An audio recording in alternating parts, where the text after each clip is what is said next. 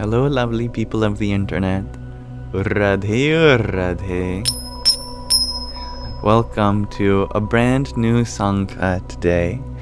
As we await our first guests to arrive, allow me to set the intention for this space as being a welcoming, all-inclusive environment open to everyone, regardless of background, identity, ethnicity, orientation, you name it. There are many ways in which on the surface we may be divided, but let us seek for a unity of heart. Let us come together as fellow students of this earth to uplift each other, relate in one another's experiences, and share positive sentiments. Hello, Dionysus. Hello, Fukit. Hello, Jesse Anderson. Miss Rani, Zoo, and Kevin Padre. Welcome. You all are very early. And hello, Gina.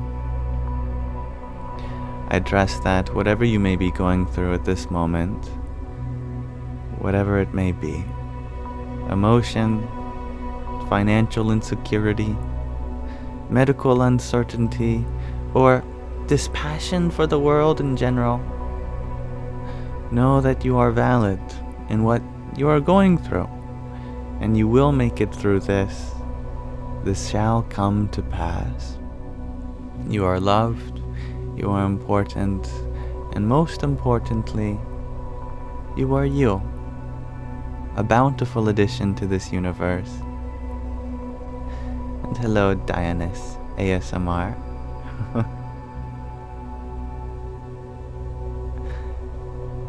Natalia, you ask, how was the interview? It was very exciting, very passionate, a super interview that brought many different individuals together. I am very grateful for the opportunity. Radhe Radhe, Magdalene. And hello, Ragnahildur. Welcome. Hello, Koli. Happy to have you here. And hello, Painted Lady. Indeed, the interview was successful, in my mind. Kevin Padre, you're wondering about the interview. It was an interview by Rahul of the Bearded Mystic podcast, and he brought together 4 different people, myself included, and asked questions about non-duality, about the importance of Guru and Scripture and the nature of enlightenment. And it was a lovely conversation, and I assume it shall be posted very soon, within the week. And thank you, Painted Lady, for your heart me, team bracelet, and a cheer you up. Radhe Radhe. Ahoy, Ellie. Welcome. Painted Lady, you share that that's all we're going to ask tonight, is how the interview went. Well, I look forward to the universe granting me new ways to interpret the same experience. But I'm wondering about you all today. Today, I have a question for you, which is above my head. How do you want to make a difference? Straightforward question, and you're welcome to interpret it in many ways, so be free to do so. I would love to know, regardless of how you interpret the question. And hello, Fat Cat Weaves. Thank you, Harmony. And hello, Leia. This could be a difference in your personal life. It could be a difference in your mind, in your body, or in your relationships, or with the world at large. I believe that everyone brings unique talents and personality to the table of life. One love you share. You be kind. That's how you make a difference. I like that. And Ellie, you echo that sentiment of kindness, sharing that by being kind and helping as many people as you can is how you make a difference. And And Ellie Ellen, you share, with many passionate emojis, be authentic. Indeed. And Painted Lady, you share that you'll be honest, you have no idea. And that's okay. Humility is important. Jai Sitaram. Ranjit, welcome. And Kills, you share by making people feel seen and loved. That is important. And hello, Soul Queen. And hello, Max. Thank you for your pair of give me the votes. I don't know what we're voting for, but thank you for 2 of them. Jai Sitaram. And Soul Queen, thank you for your rose as well. Sky Guardian, you share that you're watching the interview right now. That was quick. Really? It's up already? You sent me a link. Wow. Well, thank you.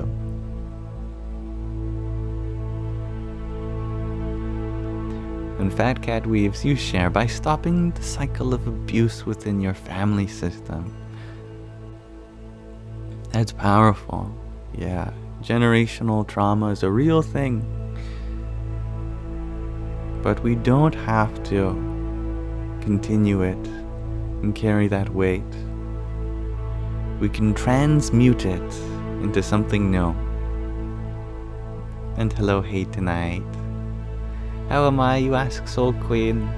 I'm feeling happy and blissful and excited for the Sangha today. And thank you for another rose I saw. Radhe Radhe. How are you doing? And Jarrett, thank you for your heart me. Om Namo Bhagavate Vasudevaya. Alright, Painted Lady, you come up with an idea, I see. You want to make a difference, but you don't know how. You're sure it will come to you, though. I'm sure it will too. And you already are in so many ways. I'm sure of that too. And thank you, Vanessa, for your heart me. Jai Hanumanji. And the link below. Thank you for your rose. Radhe Radhe. Hey Tonight, you share that you want to make a difference by letting people be. I love that. I love that a lot. Thank you. User 926, you shared that you just stood up and reported a bully who has been bullying you for years at work. You feel so relieved. I bet. Feels good to stand up for yourself. And definitely scary, but just as worth it. Good for you. And thank you for setting an example for others. And hello, Wanderlust Fairy. And Jarrett, you share by showing your children there is a better way through love, patience, and forgiveness. So good. And you're okay, Soul Queen. Good to hear. And Ragnhildur, you share by being kind and uplifting so people feel they are loved and valued. You are such a mom. The Divine Mother shines so effortlessly through you. And hello, Alice. I am back. My interview was well. Thank you. Sky Guardian shares that it was hilarious and that I did the best. Thank you. Max, you asked which Indian songs are the best? Good question. I don't know. I'm not a big music person, which is weird. I feel like most people are music people. But I love bhajans and kirtanas, devotional songs that they're not meant for the listener. They're meant for the soul, which I guess is the ultimate listener, isn't it? And Wanderlust Fairy, you share by spreading unconditional love to all. Wonderful. And thank you, Asma, for your heartbeat. Hari Om Tat Sat. And thank you for your good night wishes, Marshall.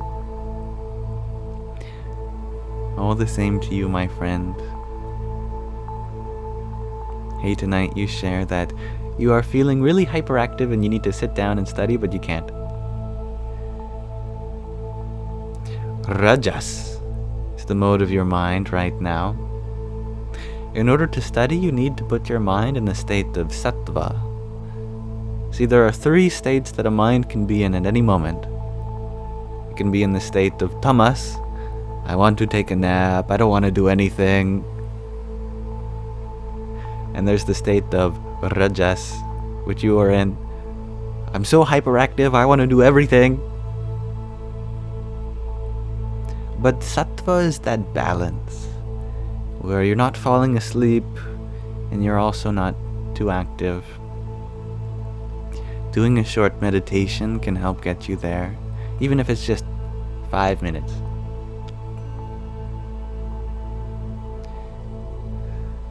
And Painted Lady, you share that maybe we all can make a difference to many things and to people every day. We just don't know or notice them. I think you're very right with that. And Vanessa, you share, by being kind to everyone you encounter, even if it's just a smile for a stranger. Pardon me, and I love that. Yes. I did do an interview indeed. A super interview, in fact. And hello, Dirty Hippie Gypsy Mom. I am doing well. Namaste. And thank you. Thank you, Jared, for another 7 roses. And a finger heart, I see. And an ice cream cone. Om Namo Bhagavate Vasudevaya. Namaste, Nish. And thank you, Danhao, for your heartbeat. Jai Sitaram. Amen. You share that you want to make a difference by stop feeling fear. You have too much fear inside you lately. Very understandable and relatable. I know that you will make better friends with that fear. It is your birthright. Hey, tonight you share that the woman who lives with you is trying to make you drink chai all the time to activate Agni. Well, Agni must be balanced by Jalam, Vayu, Bhumi, and Akash. Too much fire and you burn everything down.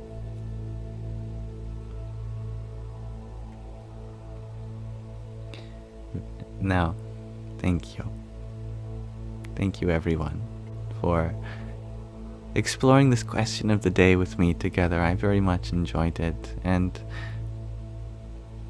I know you all have the capacity to make a difference in all those things that you mentioned, and you're already doing it in little ways, even if it's not obvious. The difference we make to the world is, it's incomprehensible. Who can fathom all of the subtle ways in which we influence the world around us? It's good to be aware of that. Now, before we fully dive deep into any question or concept, I'd love to start our live as well with a short reading. If you all don't mind, you can listen with me as we read In Love at Ease. This is a spiritual book about a spiritual master to millions of people who lived not so long ago. His name was Pramukh Swami Maharaj. And while you look at his handsome face, I'm going to grab the book because I realize I left it on the desk behind you.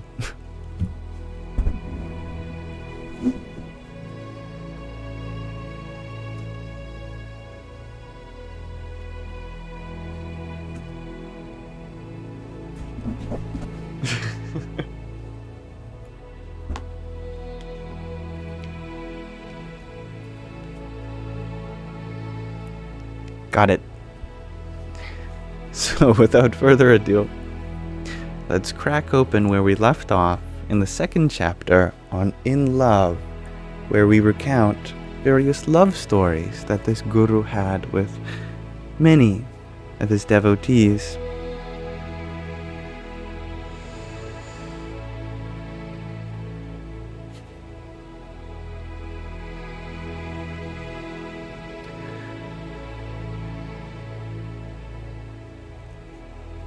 Loving in silence can be a powerful articulation of love. This is the last paragraph that we read last time. We are at the next one. I just remembered. Swami Sri exhibited an essential skill of parenting by persuading with love, rather than breaking, demanding, or forcing the child in any way that undermines the parent-child relationship. He delicately displayed and shared these lessons with parents to help them strengthen the bond with their children, and thus build a strong bridge between generations. A father had brought his son from South London to meet Swami Sri at the Nyastin Mandir in 2000. Upon entering the room, the father started yelling and shouting at the teenager in front of Swami Sri and the dozen other people in the room. Swami Sri signaled to the other people to leave the room. He ignored the father and asked the teenager to sit near him on the floor. Swami Sri asked the child how he was doing, what he was studying, and if he had any troubles with his friends. The boy immediately started speaking about peer pressure and trying to fit in with his friends, who all had vices and enjoyed activities that were considered inappropriate by the community. Swami Sri listened to him patiently. The father tried to interrupt several times. Swami Sri urged him to wait for his turn. And hello MJ. Hari Om Tat Sat Jemi. After almost 15 minutes, Swami Sri turned to the father and said, "You have nothing left to say. He has told me everything he does and why he does it. And if you give me the chance to speak to him, I will make sure that he tries to get past these distractions and focus on his schoolwork."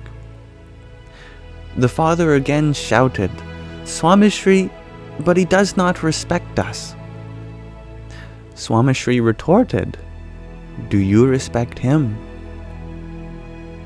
I have been watching how you speak to him in public. It does not warrant a sense of respect or consideration. You have to love and respect in order to earn it back."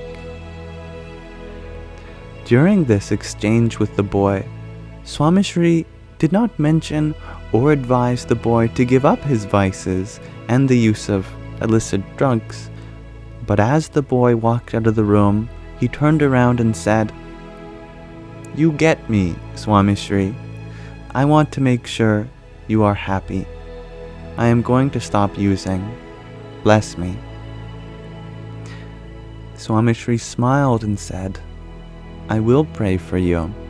I will love you." So sweet. Swami Sri was loyal. He put people first, often even before his own organization and its activities. This earned him the love of those around him.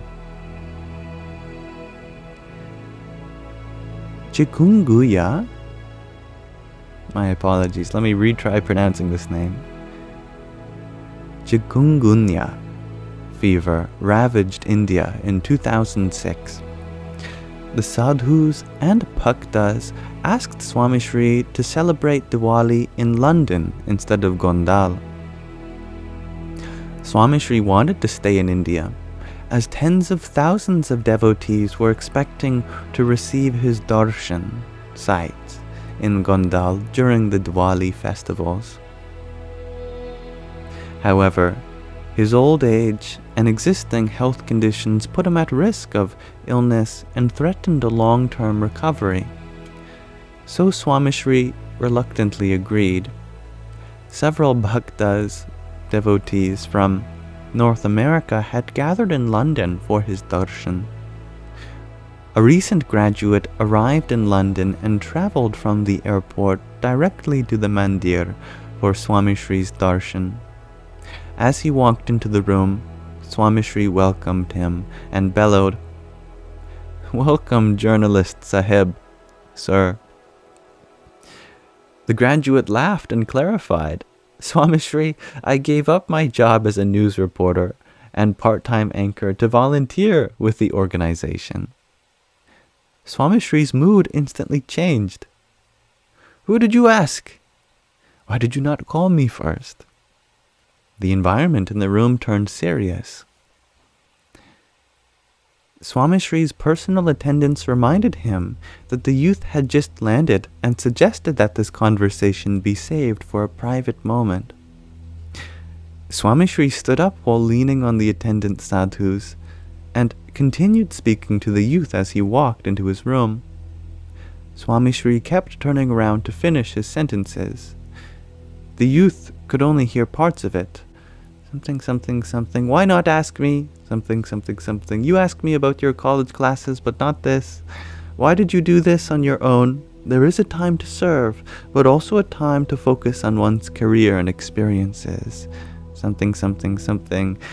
I do not want to hear that you did this for me or the community. Something, something, something. Who is looking out for you? Thinking about you?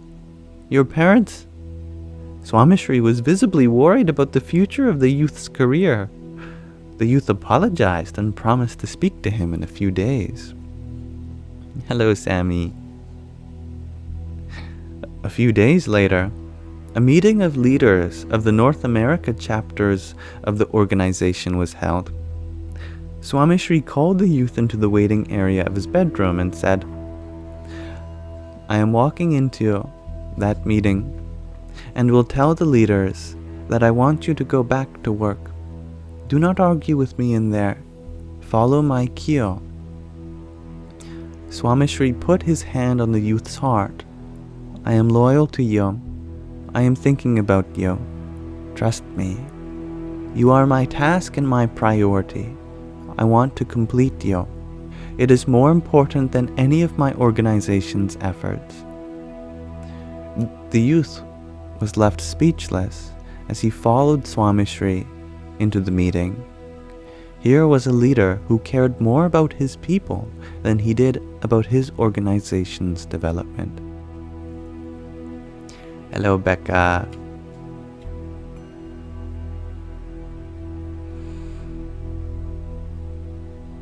One more short story. Swami Sri taught people how to love from a distance.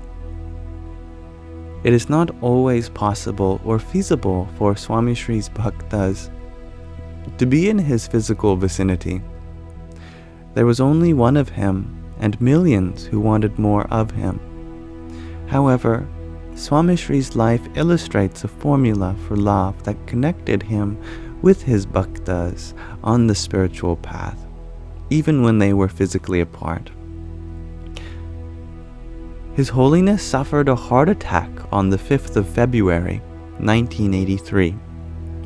The devotees had been instructed to stay away from the hospital so that Swami Sri could rest and recover. Many of them stood outside the large glass doors of Swami Sri's room to catch a glimpse of their guru and perhaps be seen by him too. Young Tilak Bhagat, a newly initiated Parshad, a monk in training, typically wearing white garments, from the United Kingdom, had made a "Get Well Soon" card for his guru. The cover read, "Your love is like oxygen." Swami Sri saw the young Parshad and his card and immediately asked the doctors to bring him inside. Tilak Bhagat recited the poem he had written inside the card. "What did your heart say to my heart? I beat on your crush. Have rest and do not rush." Swami Sri asked him to translate and elaborate on his thoughts.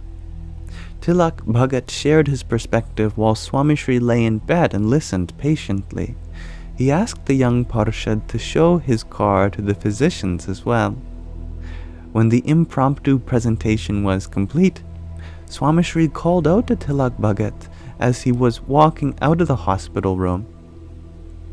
"Tilak, you spoke about love, distance, and our hearts. Here is how true love is expressed. You think of me, I will think of you. Our hearts will be together. It is that simple. We will be together. Distance is imagined. Love is to remember each other. Bhakti, loving devotion, is to remember that source, God, and Guru every step of the way." Swami Sri was maturing young Tilak Bhagat's view of the roles of the giver and the receiver of love play in order to evolve. He wanted him to realize that distance is not an obstacle in love. It was also his way of reminding those around him that he had remembered them often, and he truly did. Even today, Brahma Viharidas Swami recalls this interaction as Tilak Bhagat when he is feeling alone or distant from his guru or the community, to remind himself that Swami Sri was thinking of him and he should do the same. And so, we'll pause our reading of In Love at Ease there for now. Thank you for listening, and we may open up the chat to questions and answers on anything that speaks to your heart.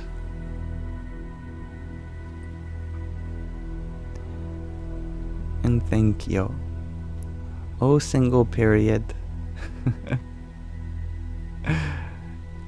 We've got many singular periods. Which one are you?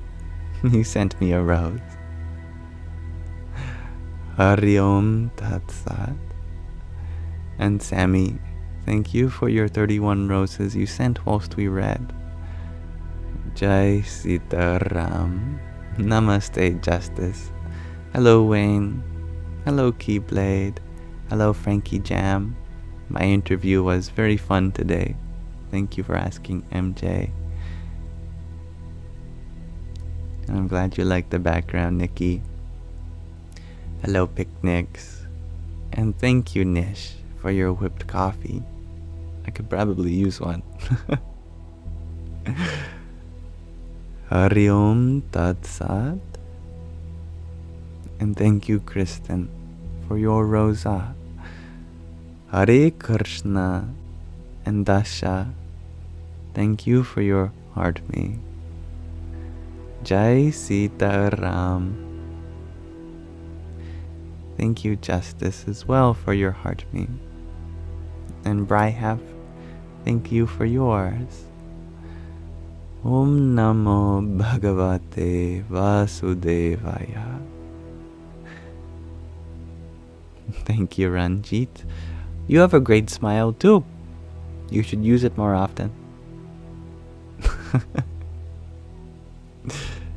And Alice, you ask what's my favorite food?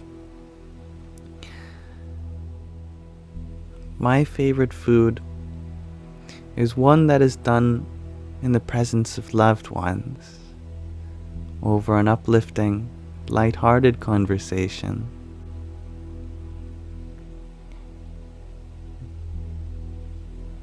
Thank you, MJ, for your hand hearts as well. And Vanessa, thank you for your quartet of roses. Radhe o Radhe. Thank you, Sky Guardian, for sharing the interview link. That is very fast. It's already on YouTube. My goodness. And thank you, Wayne, for sharing your blessings my way in the form of strength. I hope to, like a mirror, reflect that back on all of you.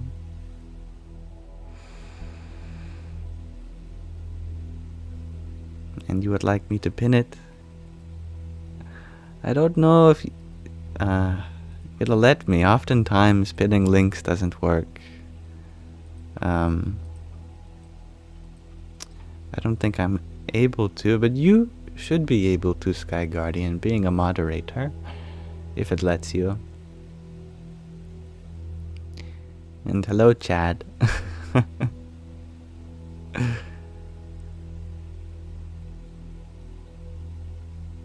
Sammy, you ask, what can you do to stop your nightmares? They are happening every night. I definitely know what that feels like. Ever since I was a young child, I would get terrible nightmares. In fact, all of my earliest memories were nightmares. Memories of my dreams, that is. I'd remember being in the lobby of a Swiss chalet, and there was this hanging goblet in the middle, and I was not tall enough to see what was in it because I was so small.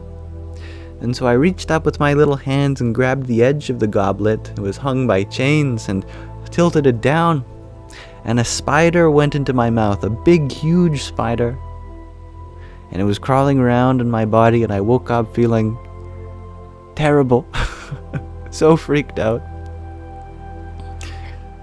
Another early dream I had was a recurring one where I'd be at the top of a building playing with my mom or something, and then the whole building would start to fall over, crash to the ground. But I'll never forget this dream. It took place in my childhood house, and Darth Vader was at the door, and he had the whole house surrounded by stormtroopers. I was a big Star Wars fan as a kid, and I was so scared that Darth Vader was going to come in and chop me up with his lightsaber. I was sick and tired of having these nightmares or something would go wrong. And so something clicked in me that night, that I could recognize it was a dream by the suffering.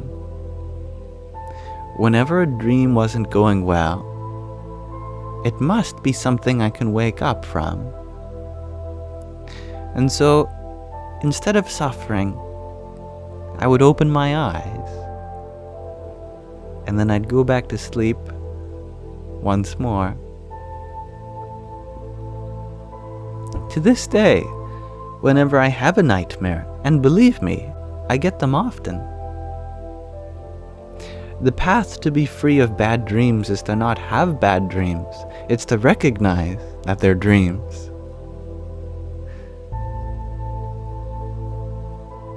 If ever the dream becomes too much, I just open my eyes, come back to the waking, reset myself, and go back into sleep.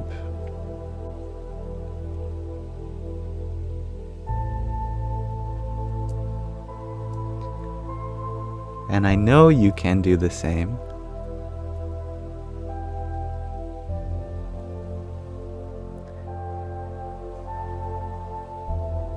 Alice, you share that you're sure it helped to see the prequels and understand Darth Vader isn't scary, he is just Anakin.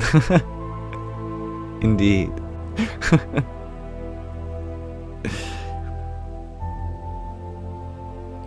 All monsters were once a baby, full of love. Sometimes that love just gets shadowed by darkness. It's always there. Finally, in the last of the original trilogy, it came out again once more, as Darth Vader picked up his master, which had been deceiving him this whole time, and threw him into the void, down the pit, because he could not bear to see the suffering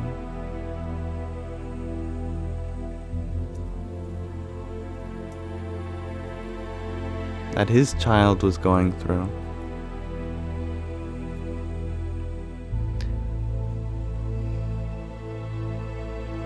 And thank you, Liz, for your heart me. And Erica Draven, thank you for your heart me too. Radhe, Radhe. Julia, you share that your son can control his dreams and wake up if he wants to. Leave nightmares. Wish you could too. Well, they must have inherited that ability from somewhere. Even if it's dormant in you, some things continue to be passed on.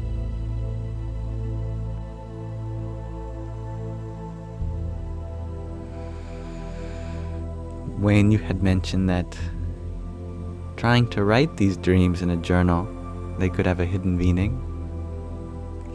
It can help to dissect what's going on in our subconscious, what kind of fears are brewing, desires, getting into contact with the things that we have repressed for so long.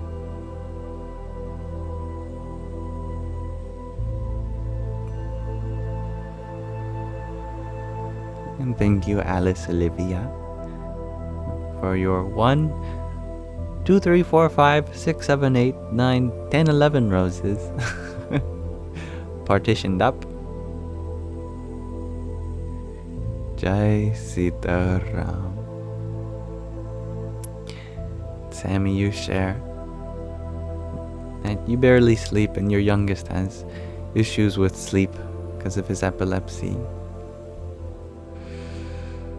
You are a good caretaker, and being a guardian, you become Kudakesha, the conqueror of sleep. Sometimes it can be a thankless job, but the universe will always take care of you as you take care of it.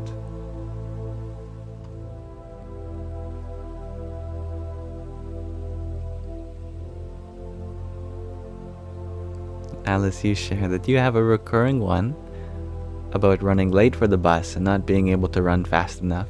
Had that last night. That's funny. Sometimes I have dreams where I'm just riding the bus wherever it takes me. I got no destination in mind. I'm just riding the bus. I'm enjoying the journey. Leia, you share that. That's where you were named, Star Wars. Is that so? Were you named after Princess Leia? Because that's wonderful. Dirty hippie gypsy mom, you had mentioned a few minutes ago that you don't hit dream state too much anymore unless there is a message for you about a situation. And that's very powerful.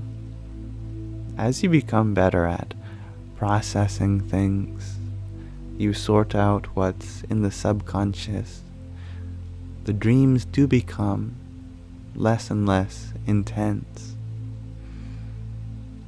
The great masters before us, they would sleep deeply, just 4 hours a night, and that would be enough, because dreaming can be exhausting. I'm sure all of you big dreamers know what it's like to wake up feeling exhausted, even though you slept for 6, 7, 8, 9, 10 hours. Your mind's still working.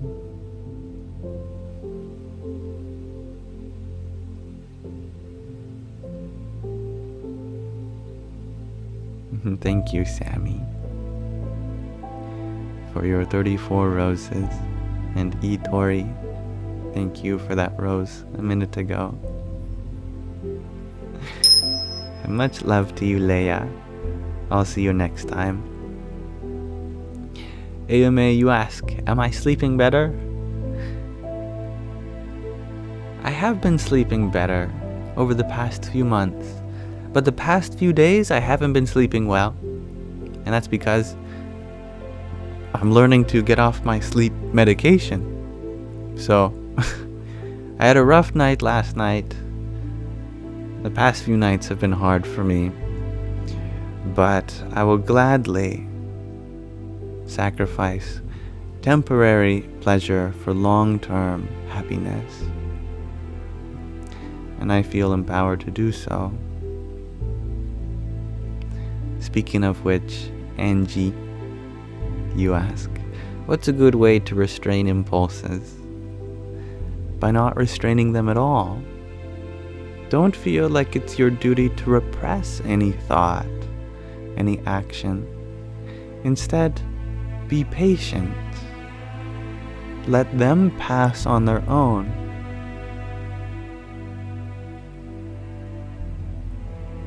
They thrive based on your attention to them, whether good or bad. If you say, oh, I love this thought will come again. If you say, oh, I hate this thought, it will also come again. But if you remain patient, the thought will pass on its own. There isn't a judgment of the thought as good or bad.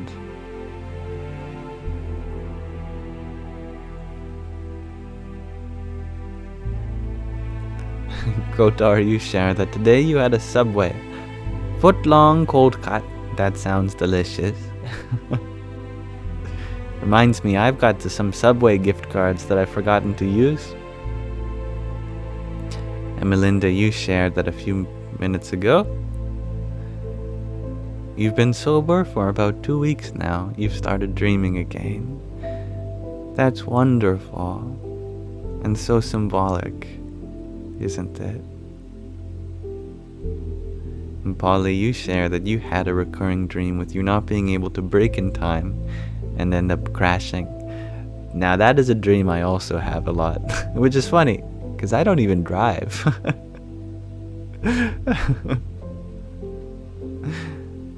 Thank you, Sammy. Asma, you were wondering what sleep medication was I taking? Mirtazapine. It's a very interesting new drug that at high doses it works as an antidepressant, but at low doses it targets different receptors and works kind of as an antihistamine, which really helps for sleep, especially.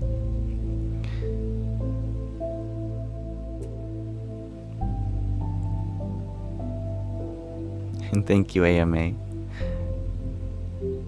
I am taking my time.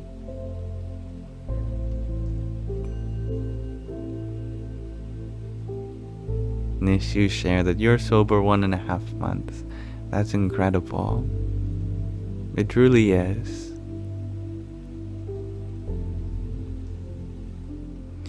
Being sober is incredible, regardless of the duration of time. Even one day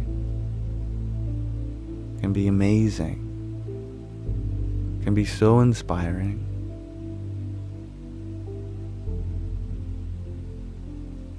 And thank you, B525, for your rose. Hari Om Tat Sat. And thank you, Don Norton, for finding soothing qualities here. You share that you don't sleep well. You lay and remember your loved ones that are gone.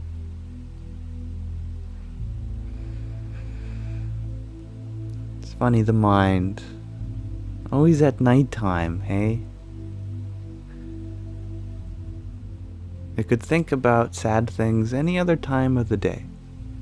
But at nighttime, when the sun's gone, it's like, all right, let's get ready to be depressive.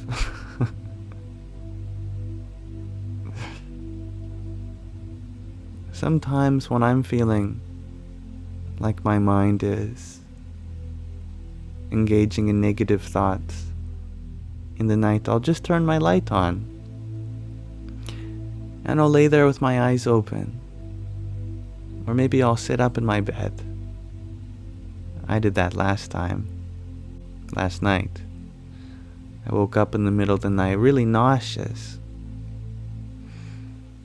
I think my body is going through withdrawal of my medication. And there were all these negative thoughts there about, you name it. So I decided to sit up in my bed and turn the light on. And I would just sit there, breathe, and slowly but surely bring my mind back to positive thought. It didn't happen instantly. It took several minutes. But with slow and consistent practice, you are able to shift your mind from the dark quagmire of anxiety and depression into the causeless light of happiness and peacefulness. It is always possible, and not without some effort.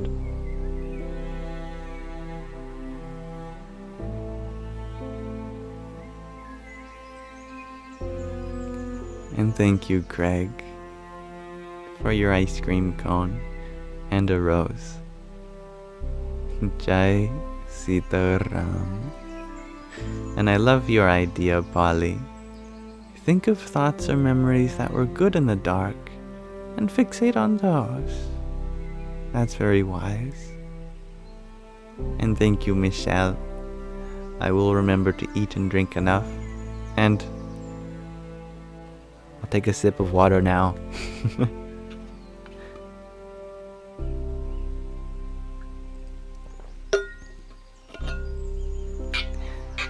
And thank you, Imi Baba,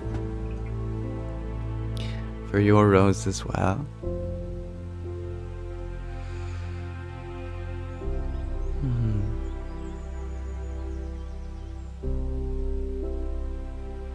User 308, you asked, how do you deal with being stuck in life? Being stuck means you're wedged, right? Nothing can get stuck in an open space. It's when there's a crack or two things close together.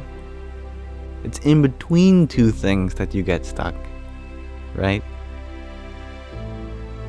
But if you just had one surface, how can you get stuck just with that one on this flat plane?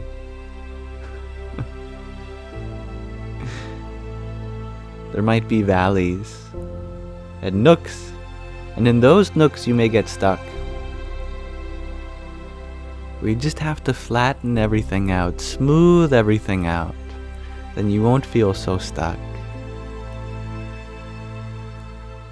Feel the openness of the space above you, and recognize your limitless form. Beyond this body, beyond this mind, beyond the form that life seems to occur to you.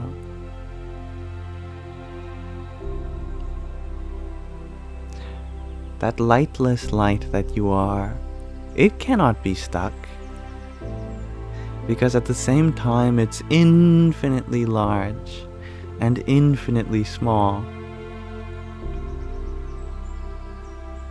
You contain everything that you feel stuck in, and you are not contained by that in which you are stuck.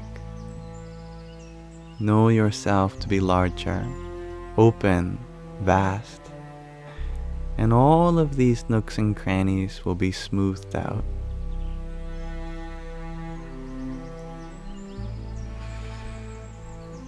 And thank you, Pidge, for your heart meet.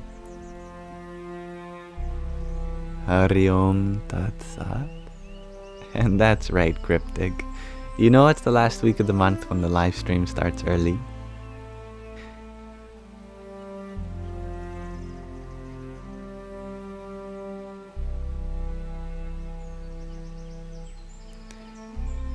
Now you asked a good question, Asma.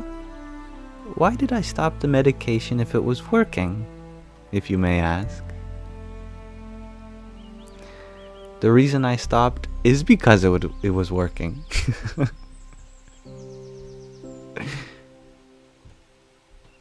Because I never want to get comfortable in life. How can I grow when there's no challenge? And when every other aspect of my life has a challenge that has come to resolution, I look for new challenges and push myself out of my comfort zones. I believe that one aspect of medication is to give you the space to grow. And once you have grown, then you could say goodbye to it like a good friend who has taught you all that you need to know. It was through my medication that I learned so much about my anxiety, my happiness, my depression, how to rest well and effectively, and all of those things that it taught me are a part of myself. And it's time to learn how to envelop those things within me, and not by an external cause, because I do believe that happiness and rest are things that we can signal ourselves into. But I very much appreciate all of the help that I have received thus far through medical science and technology. I don't believe that people should go off medication for the sake of going off medication. This is my personal journey, and there's no expectation for anyone else to. As Swami Tadatmanandaji said, we need all the help we can get. And if right now that help comes in the form of a pill, take it. Don't feel like you are less than for doing so. It is important that your body, your neurology, gets the help that it can.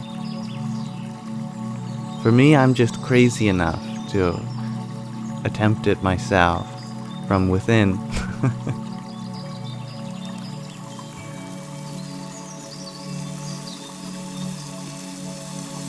And if I am successful, then I can finally speak from experience what it's like to go through such things. And if I'm not, then that's okay. I respect my body's limits and boundaries, and I know that they were working for me, so I can go back on them.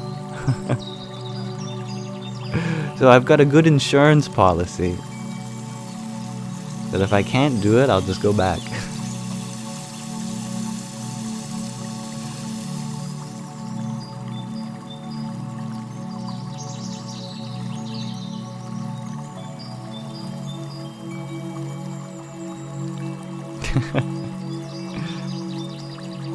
Hello, Betty Alf.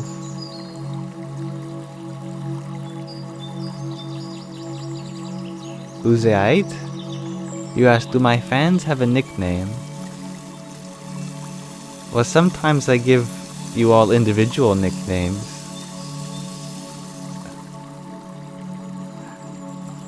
Some of you call yourself a Yamily.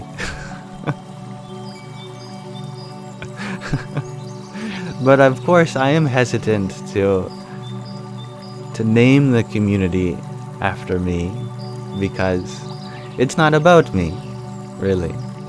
It's about all of you. And I don't want to be the focus of this community. I am, of course, the host of this live stream, obviously.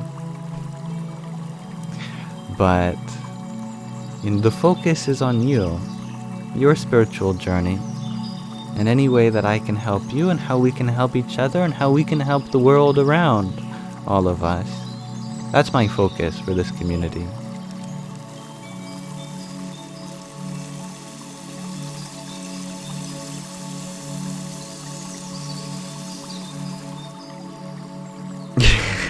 You're my little sweet potato, says Cryptic.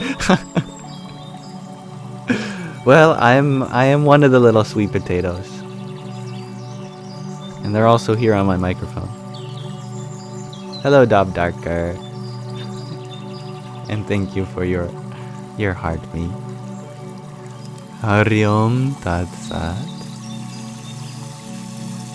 And thank you, Betty Elf, for your rose.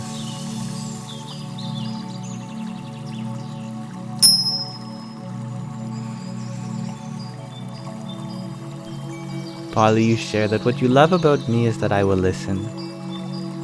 If you're spiritual, you know what being alone feels like.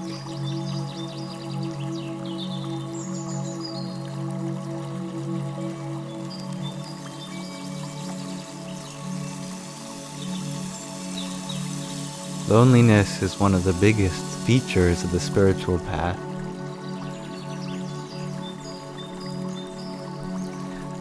But there is a difference between being alone and feeling lonely. When feeling lonely, we feel like we're missing someone. But while alone, we are abiding in ourself, that same self that is within everyone. And there is a kind of solidarity that comes with that.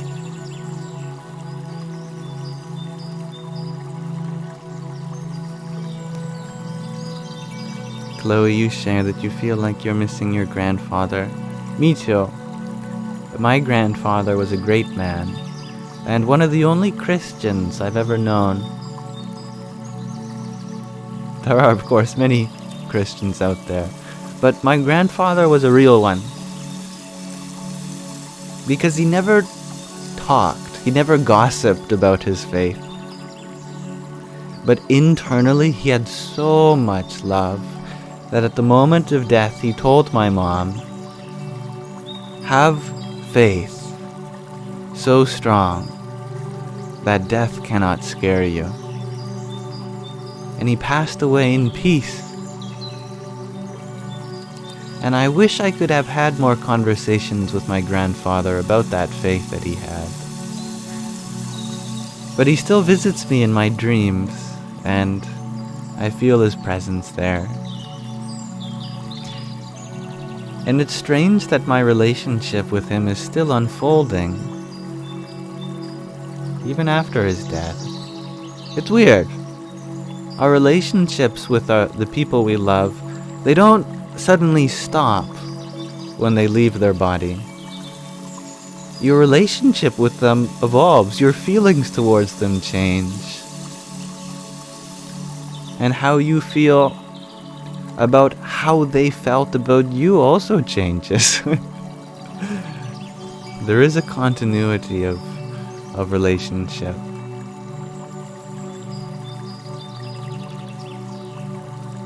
And thank you, Ayome, for your hand hearts and rose. Hariom Tat Sat. Cryptic, you ask, what's my type?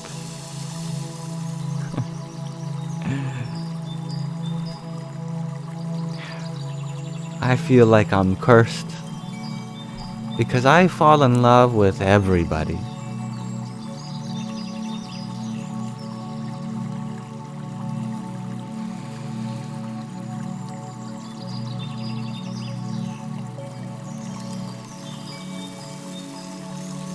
I realized something the other day.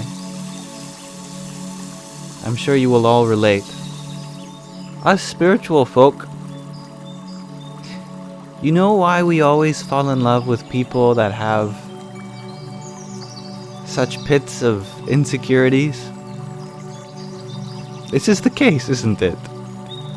If you are spiritual, you will fall in love with the people who feel the most broken. I was thinking about this the other day. Why is this the case? It's because we have so much love that we need someone that's capable of receiving that much love. Someone who needs that much love.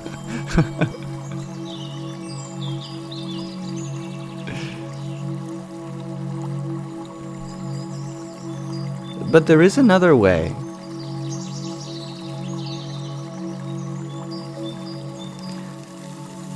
Although you could put that one love into one person, you could also give that one love to many, many, many people, and you still get to exercise how much love you have to give.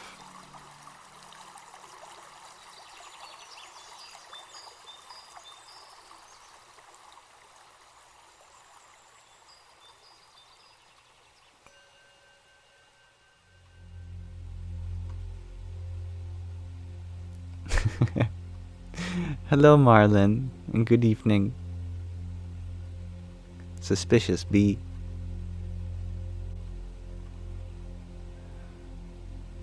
And I'm so happy that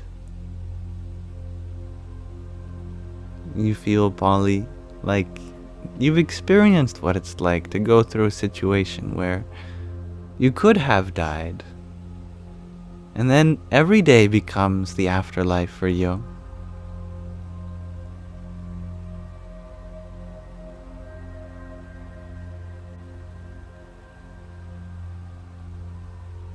And thank you, Ragnhildur, for your galaxy. Such a big gift. Hari Om Tat Sat.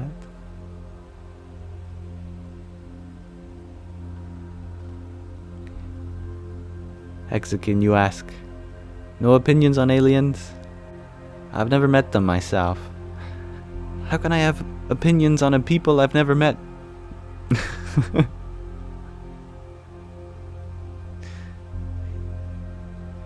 And thank you, Sappies, for your quartet of roses. Hari Om Tat Sat. Electric Luke.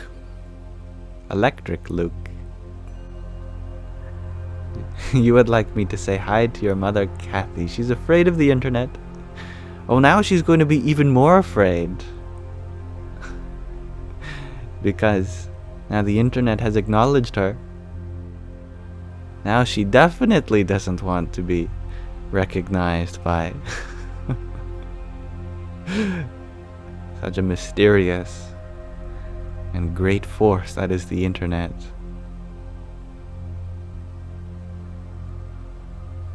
And Sammy, thank you for your 32 roses. Hari Om Tat Sat. Yes, Hexakin, you share the chat legs, it seems. It's okay though. It is not always a leg, as it is me trying to make sure that everyone who sent something gets their voice heard. Sometimes that makes me scroll up several minutes into the past so I can read your comment. I'm sure the latency isn't actually as big as you think.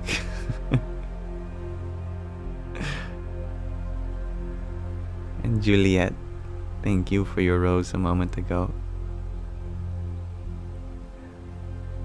Hari Om Tat Sat.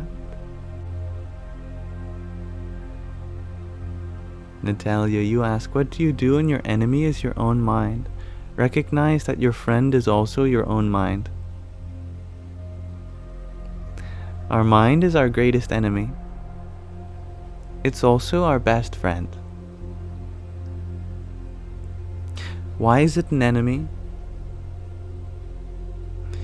Because it's been given the wrong information. The mind is very loyal. It's loyal to its identity. The identity is one of the thoughts that we hold on to.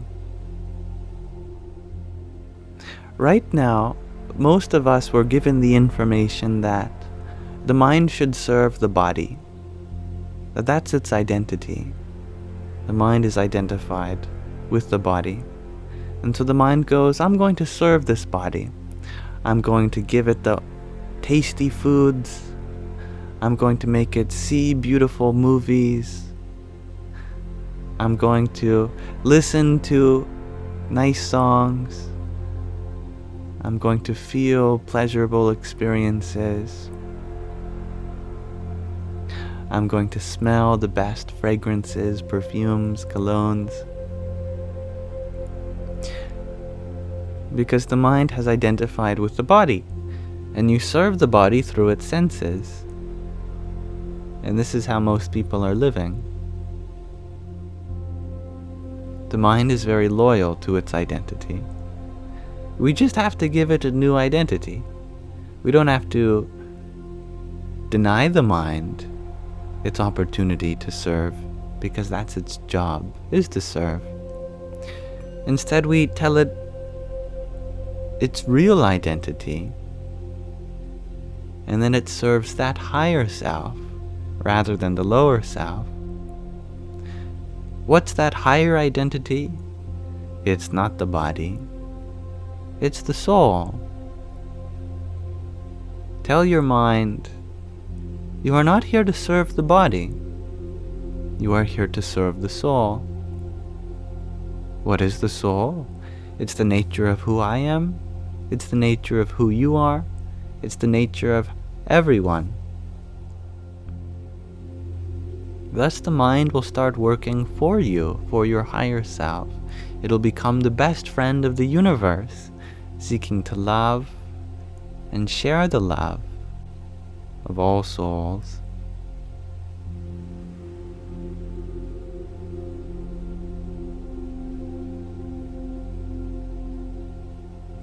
And thank you, Meh, it's Pidge, for your gimme the vote. Hari Om Tat Sat. And thank you, Sammy, for your 24 roses. Radhe Radhe. And thank you, Keys, for your balloons. Hare Krishna. Cryptic, you ask, did you miss the question of the day today? Not if you go back in time or are patient enough to get to the end of this stream.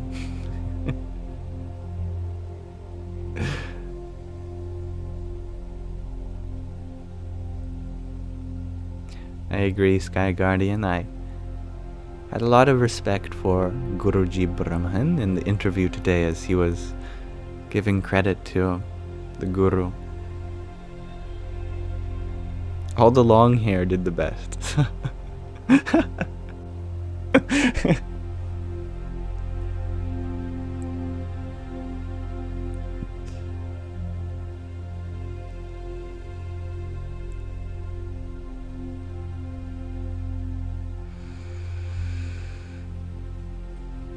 Hello, spiritual vibes. Cryptic, you share that you cannot time travel. It's impossible. Not with that attitude, it's not.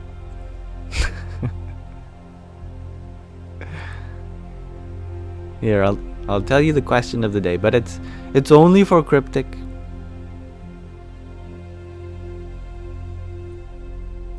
Question of the day is, how do you want to make a difference? Alright, Cryptic. I'll be waiting for your answer.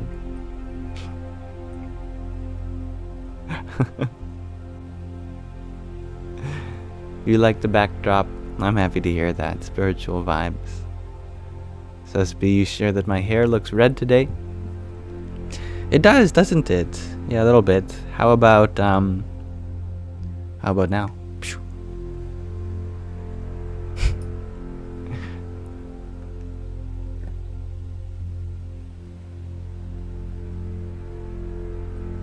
Cryptic, you ask, if you ran into me in public, could we take a selfie? We are from the same town, are we? That's very interesting. Yes, of course. You know, to me it's a little surprising that I've never seen anyone that knows me. And it's surprising because I know people that do know me. Like, I'll have friends that just spontaneously will mention Yamsox. And it's like, how have I never seen these people? But everyone else has. Like my mother, she was sharing that her coworker sometimes watches me. And she's like, hold on. You know you're watching my son right now. She's like, no way. Really? So hello to my mother's coworker.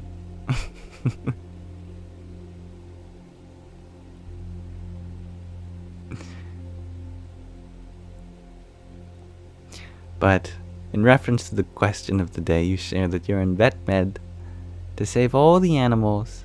I love that. And when you get your RVT license, you'd like to travel to rural communities and do spays and neuters for free. So lovely. That's how you'd like to make a difference. I'm always very happy to hear such love for our fellow animals. They are definitely deserving of love.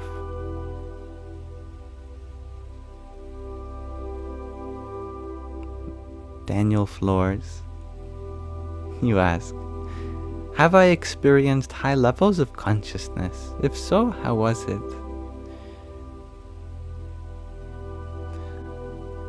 I believe that consciousness is one.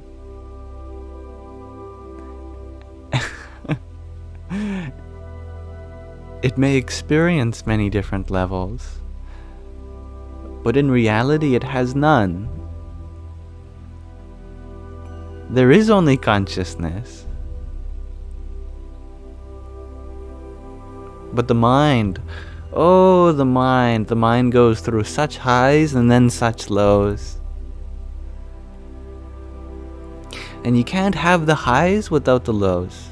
And you can't have the lows without the highs. The mind goes from state to state to state to state to state to state to state to state, but the consciousness remains completely level the whole time. That is what level means. Level means it stays the same.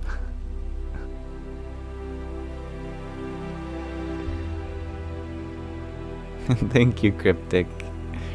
I will keep you in mind. With the health of my kitties. And thank you for your heart me. Hari Om Tat Sat.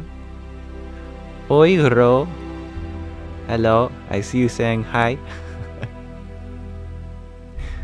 And thank you, Michael Lockhart, for your heart me and rose.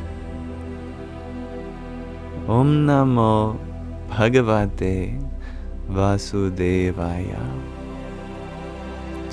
MJ, you ask, have I ever done several hours in a Sangha while in a low? Not in my lowest lows.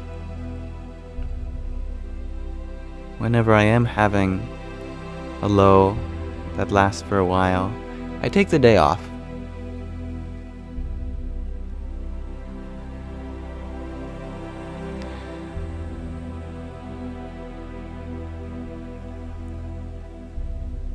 But my interview today, I was feeling quite terrible at the beginning. I don't think you would know. But my tummy hasn't been feeling very well today. So during my interview today at the start, while everyone else was talking, I had my microphone muted and I was silently praying that my body would feel better as the interview went on. And it did. I feel much better now.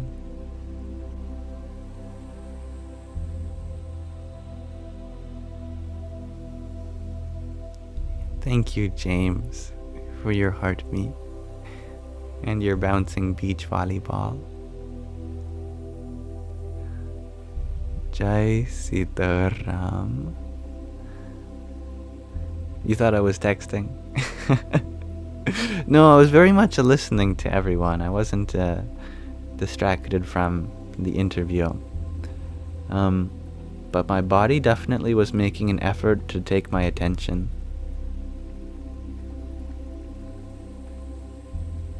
I was very nervous, yeah, but I had faith that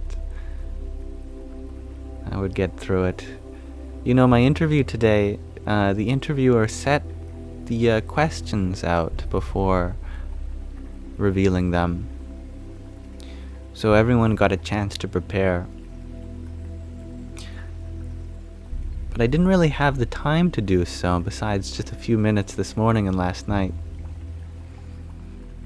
So even up to the moment where the interviewer asked a question, I had no idea what words were about to come out of my mouth. I never do.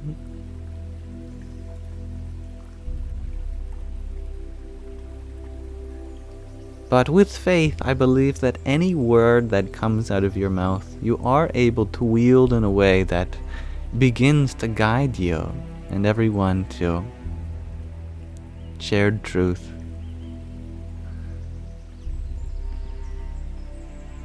And if you say a word that isn't in line with your intentions, you can always take it back. You can say, actually, I misspoke. Allow me to rephrase it from a different angle.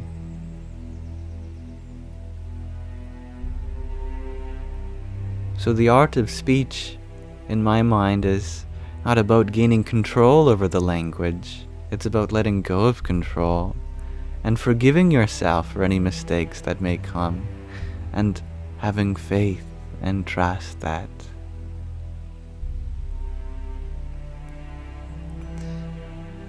these words will be a guide to the inner sanctum at heart. Oh my goodness, Betty Elf. Please sleep, my dear. Rest your beautiful mind.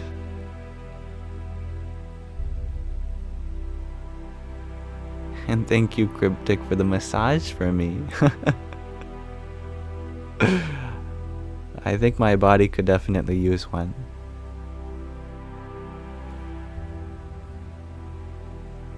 And thank you, James, for your beach volleyball. Hari Om Tat Sat.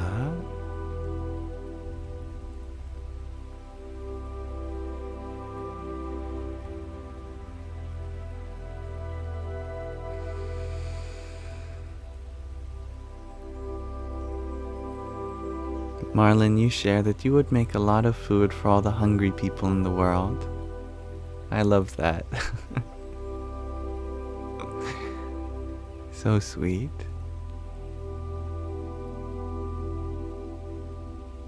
And thank you, Veronica, for your rose also. Hare Krishna. Thank you for your suggestion, Polly.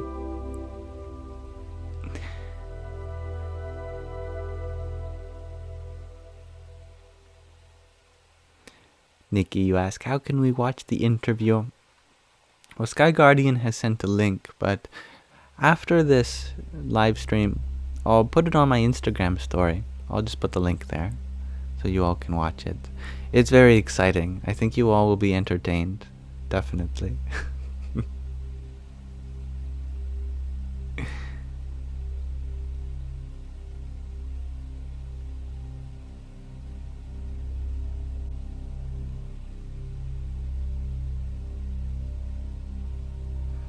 MJ, you share that you co-hosted a call group Zoom uniting Palestinian and Israeli peacemakers. It went well. I'm happy to hear that. But you were nervous beforehand. I bet. I bet. And that nervousness is very real. Yeah. Acknowledging that nervousness is so important. I find that whenever I'm in a setting and I'm feeling uncomfortable, the first step to feeling more comfortable is admitting that you're not comfortable.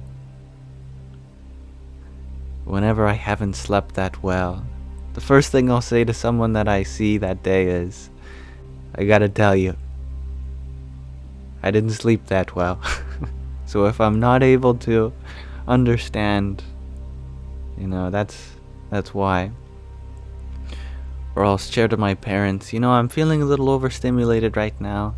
Maybe we can go home early. And I feel so much better. Or I'll share with my friends, sorry, I'm feeling really awkward right now. Thank you for understanding. And I suddenly feel so much less awkward. Just having that freedom to share with people. And it's funny, I think a lot of people don't recognize just how understanding other people are. If you share with someone, even if it's a total stranger, that you're feeling uncomfortable, it's in our nature to comfort, to understand.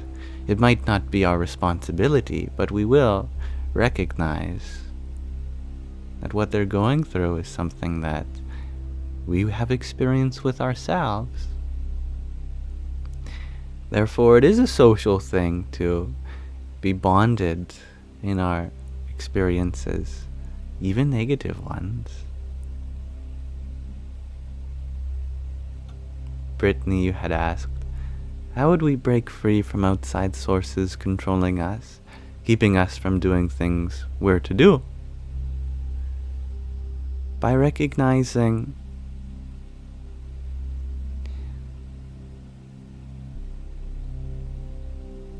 that an outside source is an oxymoron.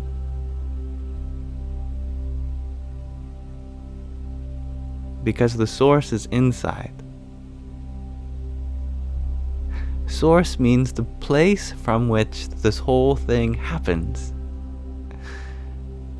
Life doesn't happen on the outside, it happens on the inside. Someone can tell you to do this and that, but it doesn't mean anything unless you give them the power to do that. Unless you bring on those expectations yourself by allowing them to influence you. But it was that allowance in the first place which was the source of the pressure. People can say what they want to you, but it is up to you to decide whether those words stick to you, define you, reflect you. Therefore, all of those processes start from within. Never once did we have an external motivation. We see someone in need of help, but from within we say, I need to be of help.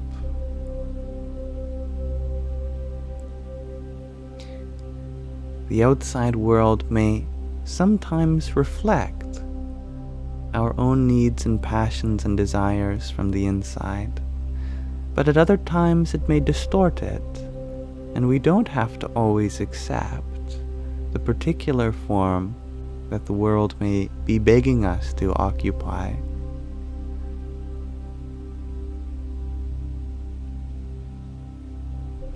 Although we don't get to control what circumstances prevail in our lives, we do get to control how they affect us from the inside, how we choose to relate with, respond to, understand. That is entirely within our grasp, and it always has been. You're learning this as well, Dawn.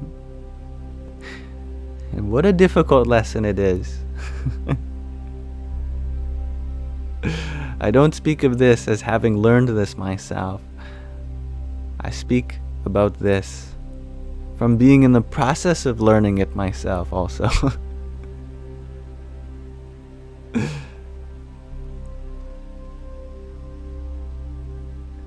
Namaste, David. I'm happy that you appreciate my insights, and I also understand that you miss my earlier content.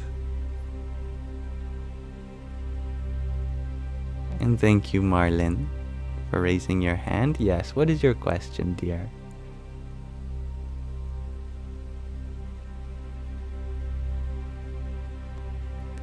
It's Law Goggles. You ask, how old am I? In this body? In terms of trips around our local star? 22.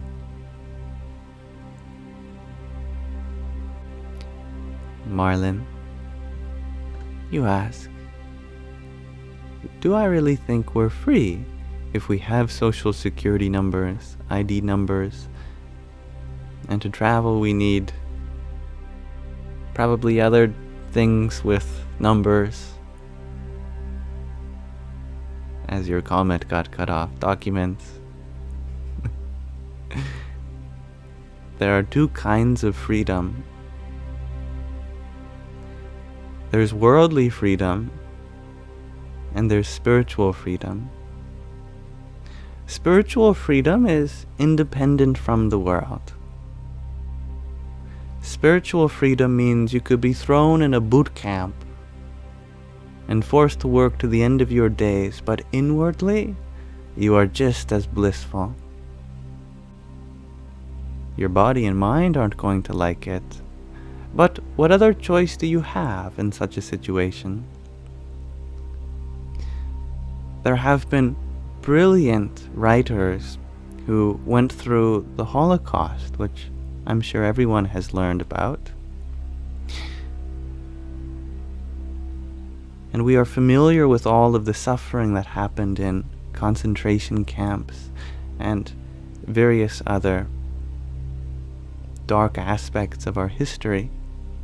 But one great Jewish writer, which, although I'm forgetting their name, wrote about in a book how they are grateful for the experience, not because what happened to them, but because it forced them to realize that no one could take their happiness away. He would always smile because he wouldn't give other people the power to take his happiness away. And that would infuriate the guards. They'd beat the hell out of him, saying, "Get that smile off your face." And he wouldn't. He would continue to smile because it's the only thing he could do. And to me, that's real freedom. A freedom that says, screw you to the world. You can't take my happiness away because it's my inherent nature. It is my birthright. I don't give anyone the right to take my happiness away. You can take my friends, my family. You can take my necessities of life away. But you can never take that happiness away. What a powerful message that is, isn't it? In the same way, although I wouldn't ever wish anyone to go through a similar experience, I do wish that we all realize how much is actually in our control when it comes to the inner world. We may continue striving and fighting for worldly peace, worldly freedom. And who knows that battle, how long that battle will last, or how much of it is possible. But I do know that inner peace, inner freedom is definitely possible, regardless of external circumstance. And it is that kind of freedom that I believe is the first priority to strive for. And then, once that inner freedom is secured, we may begin to distribute that from the inside out, from the Spirit unto the world before us.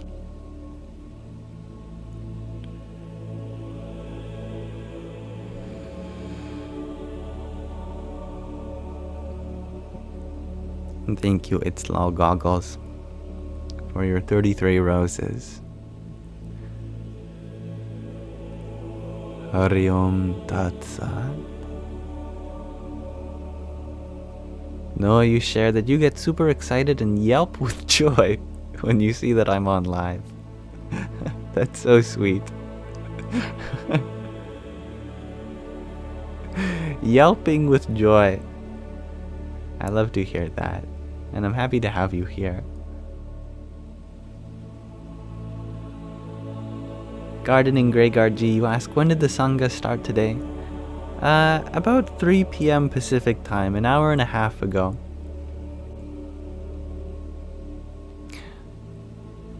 I had intended for 12 p.m., but I had an interview this morning, or afternoon, I guess. My morning.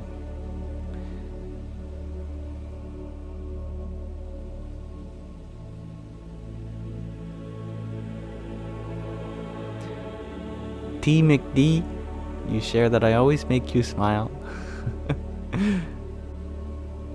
I think we smile when others smile because we see their smile as a reflection of our own inner joy.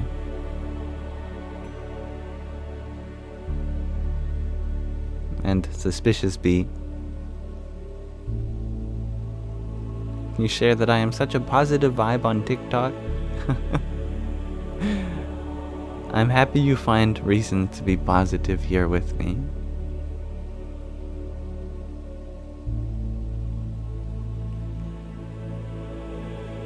Keyblade Master Eric, you have a question. Is it right for people to cover up the bad things that have happened in history?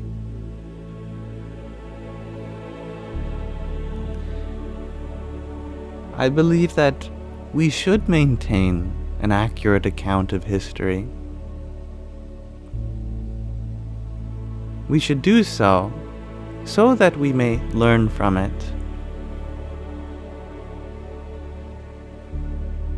History is ripe full of lessons, and as a wise man once said, an intelligent person learns from their mistakes, but a truly wise person learns from the mistakes of not only themselves, but also of others.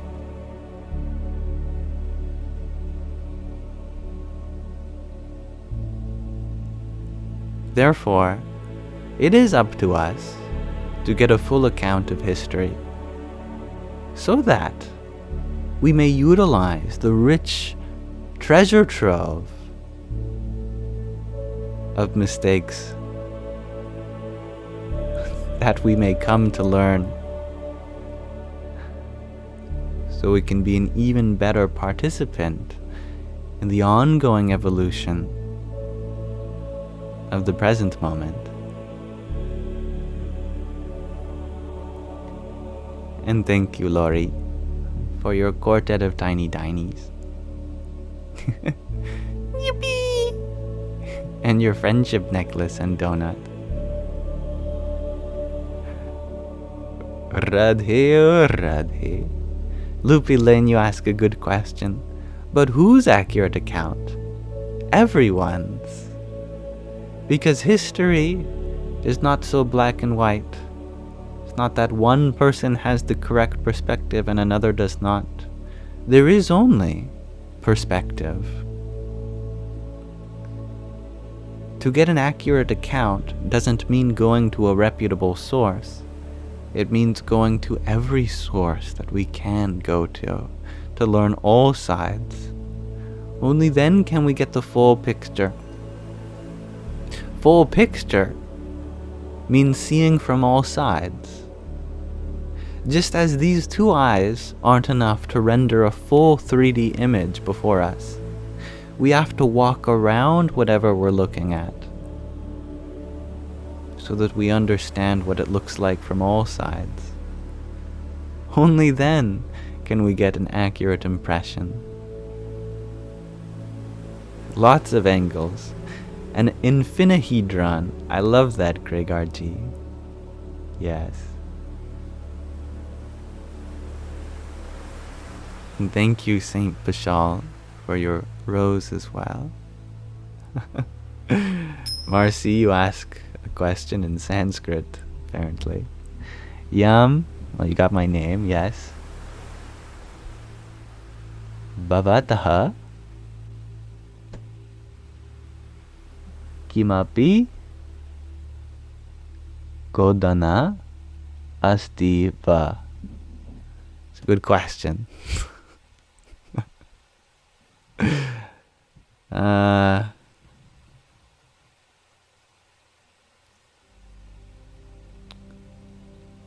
I don't know. I only recognized my first name. And the last word, va, means or. But everything in between, I don't know.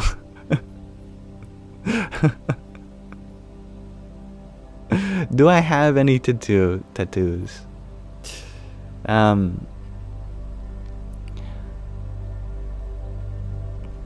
On my skin, my only impressions seem to be scars and bruises. And perhaps one day I will get a tattoo. But for now, I strive to diligently carve tattoos not on skin, but on mind and heart.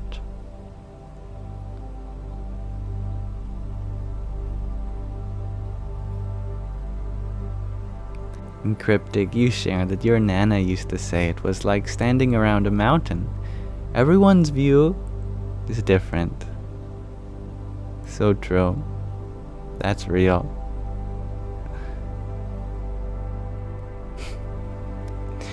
There's been many stories in history of incidents where explorers from one side of a mountain range noted the existence of some mountain, and then explorers on the other side of the mountain range noted the existence of a different mountain, only to come to realize later that they were talking about the very same mountain. They'd go looking for the missing mountain. They go, I can't figure it out. You sure you saw it in between these two? Definitely. But that's where this one is. Yes, very strange, very strange. The greatest discoveries are always equalities, aren't they? It's not about discovering new things. It's about discovering that two things are one. Whenever there is a great breakthrough in physics, it's not an inequality. I've discovered that 1 + 1 does not equal 4. That's not a discovery. The discovery is a relationship at heart, a unity in essence. Einstein, E = mc². Actually, what we call as energy and what we call as mass, they are the same phenomenon expressed in different ways. Newton, with the apple. Then he looked up at the moon afterward and said, the reason the apple falls to earth is the same reason the moon never escapes. Celestial gravity and terrestrial gravity, they are one and the same.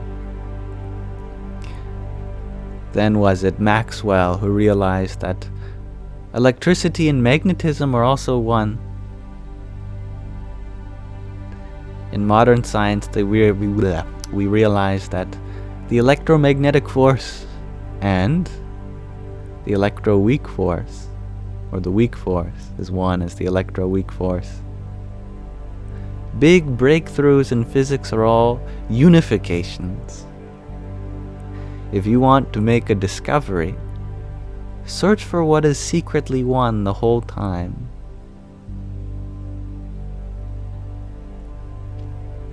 That is why I say that when it comes to spiritual practices too, don't be so bothered by all the differences. One religion says this, another says that. Look for what is the same. Then you will make a great discovery.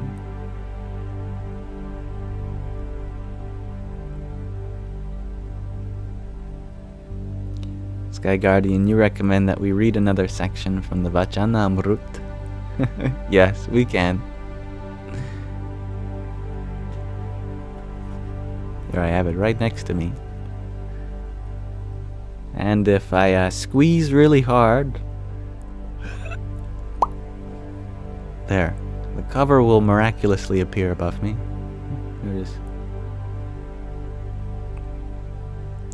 Here we will be reading from another passage, specifically Gadhada 140 on Savikalpa and Nirvikalpa Samadhi. This is continuing in our discussion from last time. These are absorptions, samadhis, that one can reach through meditative practices, states of mind. Savikalpa is the state where you recognize the differences in things, and Nirvikalpa is the state where you recognize the non-difference in things, the unity.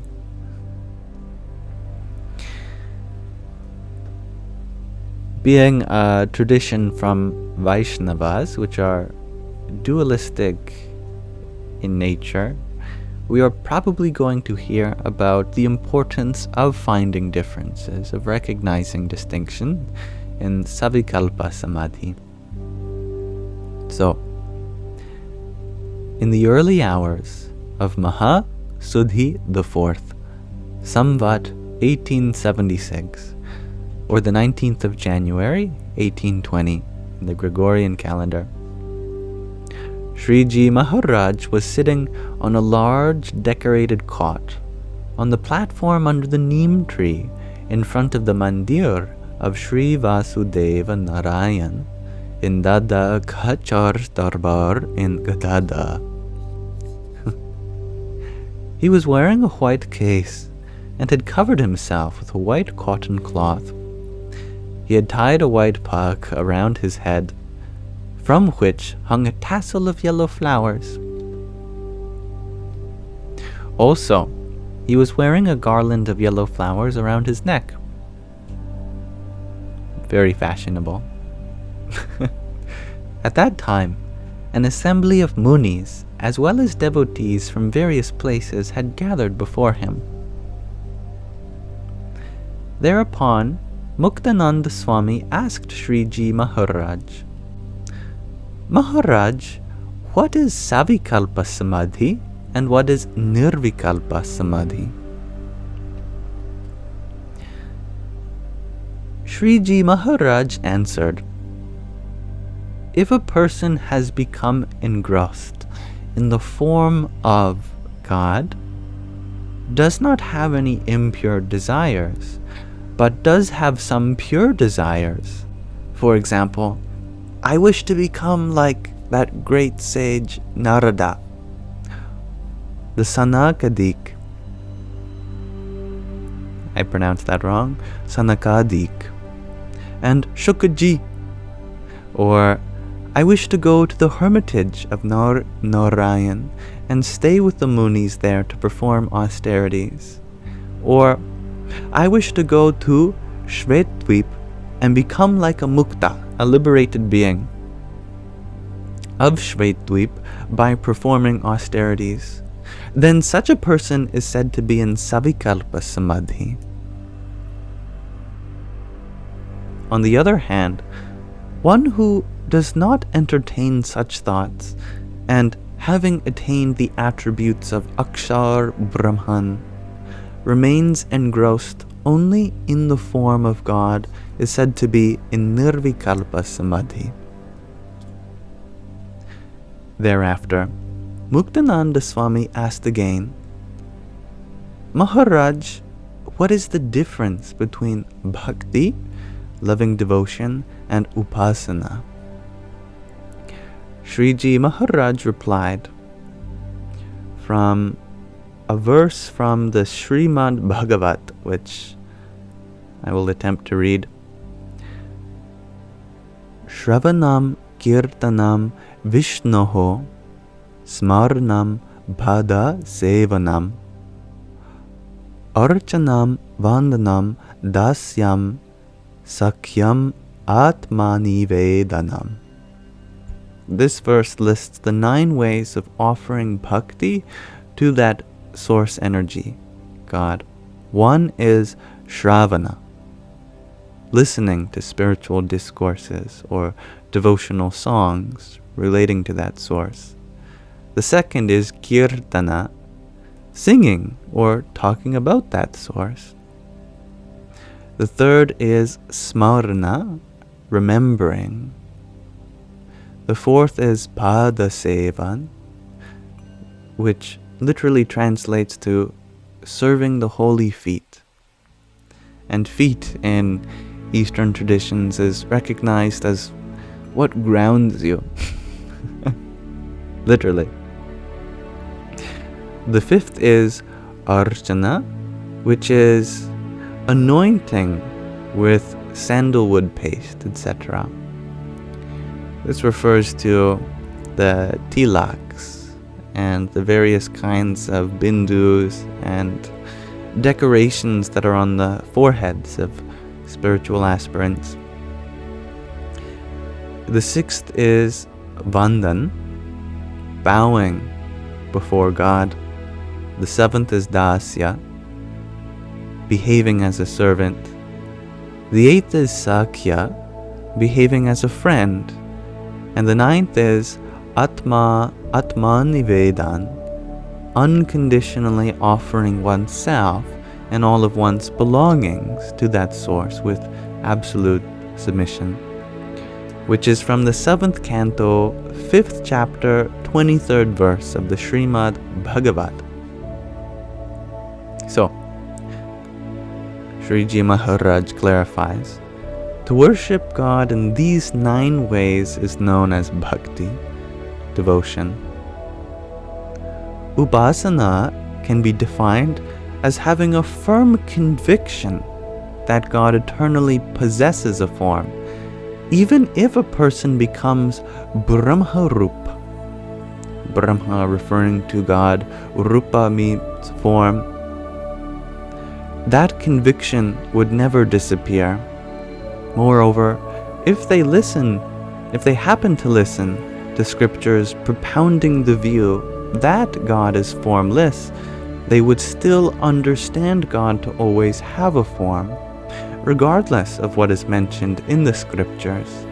They would only propound that God has a form, never allowing their own upasana to be refuted. One who has such a firm understanding is considered to possess upasana. So we end Gadhada 140 on the distinction between Savikalpa and Nirvikalpa Samadhi. So here we have a very trademarked indication of a Vaishnava tradition, a dualistic tradition centered in the worship of the form of Vishnu.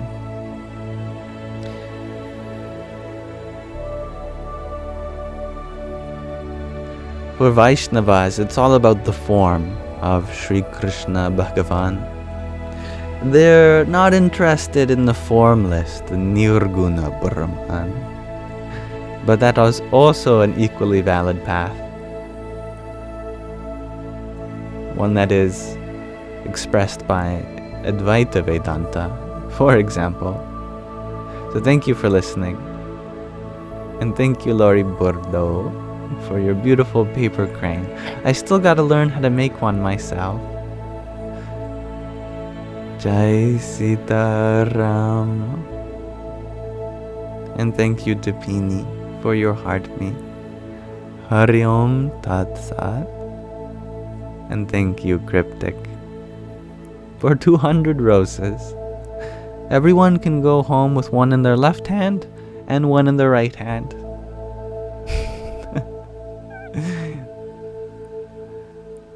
Jai Sitaram. And good evening, Guy Prince Music. I'm feeling well at this moment. You ask if you can pray for me. That's a beautiful offer. I would be honored. And I would love to have that sentiment bestowed on everyone here also. Do I have any needs?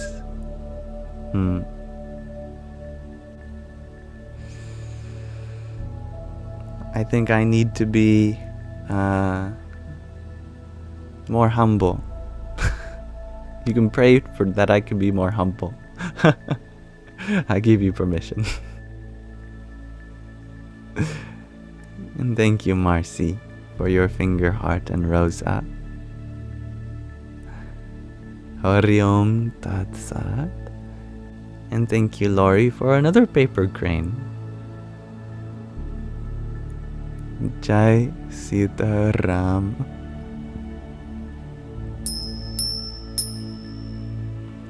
You love my hair, Feng Yuan? I appreciate that. You had a question a moment ago. Do I think God exists? I think in order to answer this question, we need some good definitions in order. Because some people hear the same question and then answer differently. Which means that we must have different experiences relating to these words. Depending on one's experience, you could answer differently. In some sense, you could say that no, the source of existence doesn't exist in the same way that water isn't wet. Because water is the source of wetness. In order to bestow some quality, it has to be devoid of that quality by itself. Otherwise, there can be no space for that quality to arise. You could say that it is from nothing that everything arises, and so God, as that nothingness, doesn't exist. But at the same time, God exists as that spaciousness, as that consciousness, as that emptiness, so that presence may arise, so that it may be inspired into existence.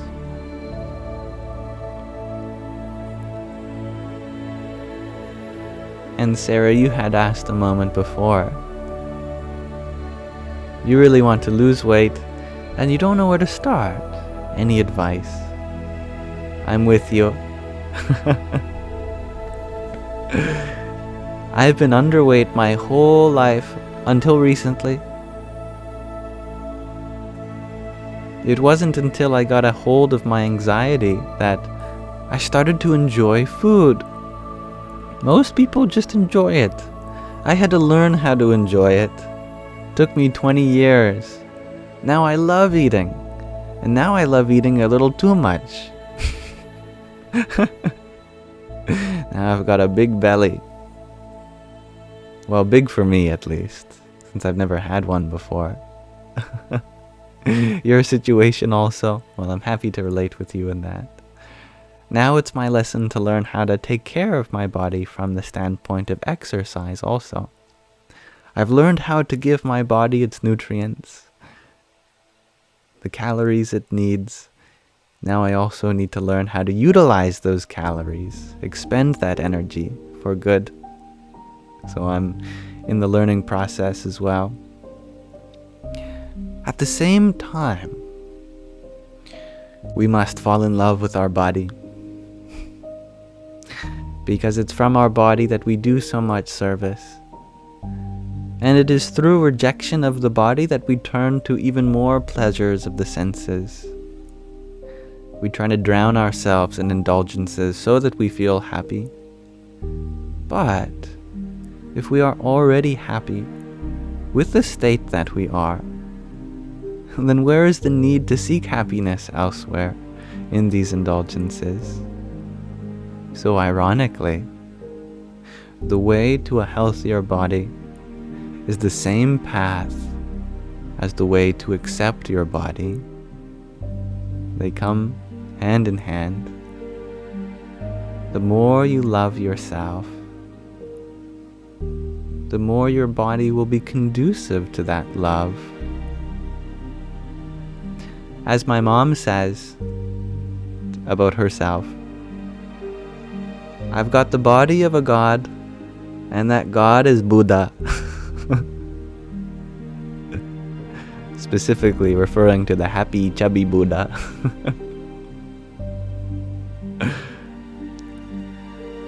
Until that time arises, turn your attention outward. What service can you give others? And I'm sure that that energy which is expended in the service of those around you will also mirror a kind of transformation of love that will take place within your body, mind, and spirit.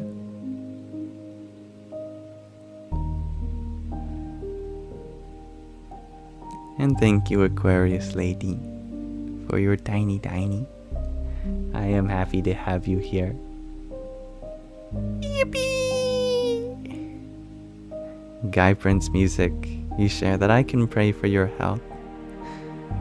You're 66 and well, flesh gets old. You don't mind that. Thank you. A good trade.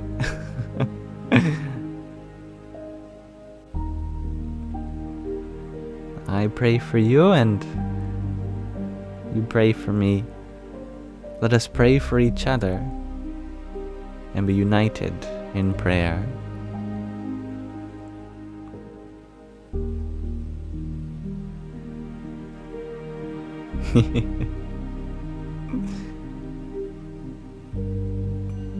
Marcy, you share. You weigh 140 right now, though, and you ain't mad. It's just summertime. You're full of love. So full of love.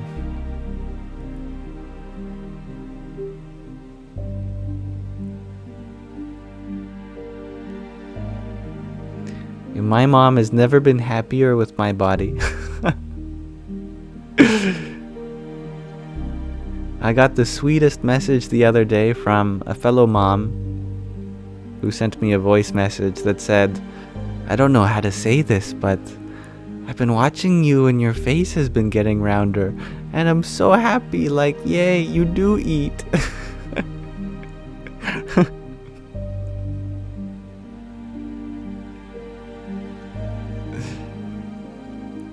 Yamalam, hello Azalav.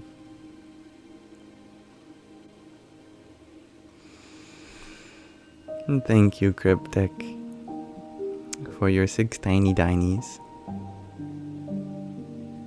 Yippee! Sky Guardian, you shared that you've shipped something, but it won't accept payment for the shipping. What have you shipped? That is frustrating. Oh, a news just shipped, but it won't accept payment. I see.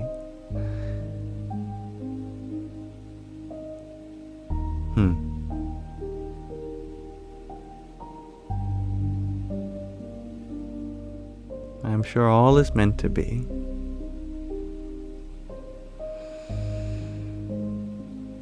And thank you, Ginseng, for your quartet of roses. Hari Om Tat Sat. Serenella, you share the title of this is beautiful. Your name is very beautiful. What is the music? Let me see. The title of this is Dreamy Piano Instrumental Meditation Music.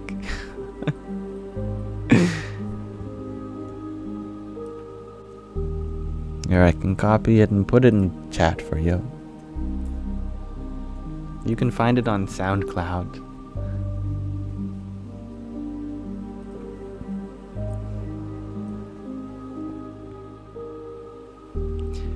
T. McD, you ask, where am I from? Well, the last moment, I guess. Here I am now. Where has this moment arisen from? Well, the last one, I guess. Where has that one arisen from? Well, in my memory, it goes back all the time unto a birth that took place in Canada, in Calgary, Alberta, But it's really just one part of the same planet that we're all from, Mother Earth. And she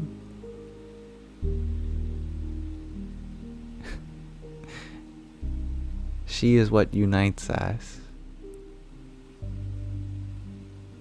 in our heritage. Where have you come from? Earth.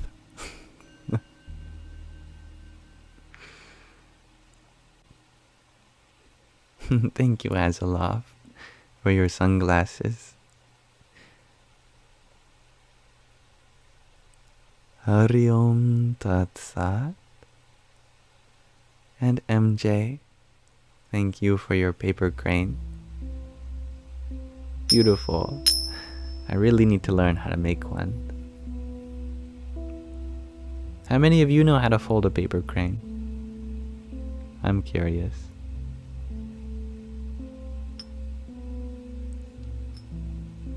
And Sarah, you share that you used to have so much anxiety, and now you're better and eat a lot, which made your iron better, but still. That's understandable.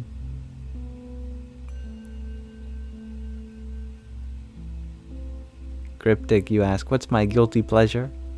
I can't tell you all. That's what makes it guilty.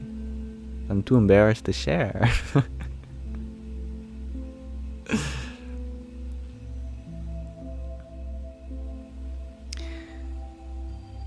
Okay, I'll tell you one thing. During the day, I'm pretty good at eating healthy food. But before I go to bed, I always have a cookie or a brownie. I definitely partake in some junk food before I go to bed. It's like I've used up all my discipline for the day. Don't have the energy to restrain myself anymore.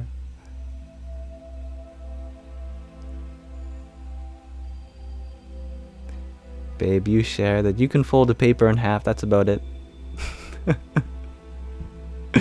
Well, if you do that enough times, you'll get your paper crane. That's all you have to do, really, in origami.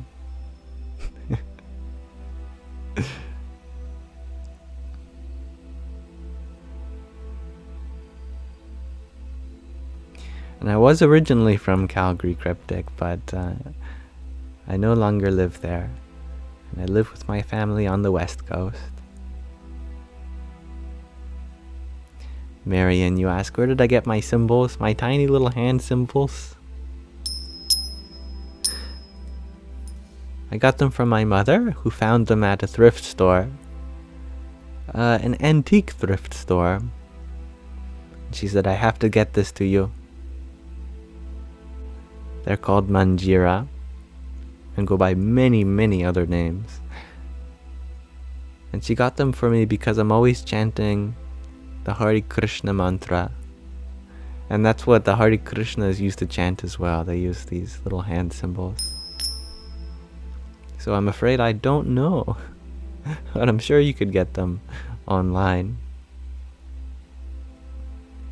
And hello, small fries and a shake. Happy to have you here. And Mariam as well. Welcome. Keys, you share that you have instructions in a book. Where can you send it to me? I would be delighted to receive your paper crane folding instructions. You can send them to me on any platform that's linked in the link tree in my bio. In particular, Telegram, WhatsApp, or Instagram. I don't send messages here for various reasons above. Guy Prince Music, you shared that you knew I was Canadian when I said a boot. You also share that you like me, you're a follower of Jesus, and believe in the scriptures, but we have much in common.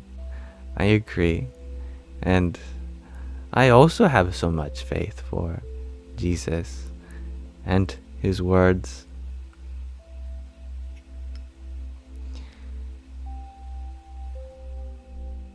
But you are a much better Christian than I am.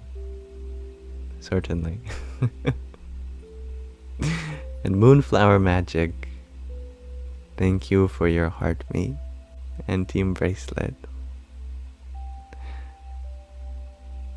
Om Namo Bhagavate Vasudevaya. And thank you, Loopy Lane, for your 10 balloons. I believe there is a middle path that can bridge both Western and Eastern spirituality. Course of Miracles is a great example, as is stories of Ramakrishna Paramahansa, who is famous for going to the end of many religions. He first did it through devotion to Ma Kali, and then he said, alright, that's good. I saw the truth in that. I found the infinite peace. And so he met a non-dual teacher, Totapuri, and he said, I will teach you the real truth about non-dual Brahman. He said, okay. So he started teaching him, and he got to the end of that path very quickly, and he said, awesome, thank you. He said, what? Yep, I realized the truth, and it was non-different from my Divine Mother that I prayed to before. He said, impossible. Brahman and the Divine Mother are very different. Ramakrishna said, no, I was in Samadhi, they were one. And the Divine Mother says, you've been very naughty. And then he was taught under the guidance of a Christian master and a Muslim master, and every time he said, yep, same thing, same destination. Or Paramahansa Yogananda, who brought Kriya Yoga to the West and started the Self-Realization Fellowship. In every Self-Realization Fellowship building, you'll find a picture of the Christ next to Mahavatar Babaji, which he called the Yogi Christ. It's beautiful. I think there is a lot of interfaith dialogue that can happen. Keys, you emailed me? Alright, sounds good. Thank you, my friend. And thank you, Moonflower Magic, for your ginger man. Hari Om Tat Sat. And the link below. Thank you for your fires. 11 of them to be exact. Hare Krishna. Speaking of which, so if you ask, what does Hare Krishna mean? It's a kind of nama japa. Nama means name. It's actually where we get the English word name. Japa means repetition. So it doesn't literally mean anything grammatically. It doesn't translate to a sentence. But Hare is a vocative form. I'll have to break that down. In English, we don't really have it, although when we are calling out to someone, we might lengthen the vowels in their names. Instead of saying mother, we'll say mother. Or we'll put the vowel O in front. Oh, mother. The vocative form. Sanskrit has a rich structure of vocative forms where we modify the endings of names. So if you're calling out to God in the form of Hari, you'll say Hare. Hare Krishna means I call out to you, Hari, in the form of Krishna.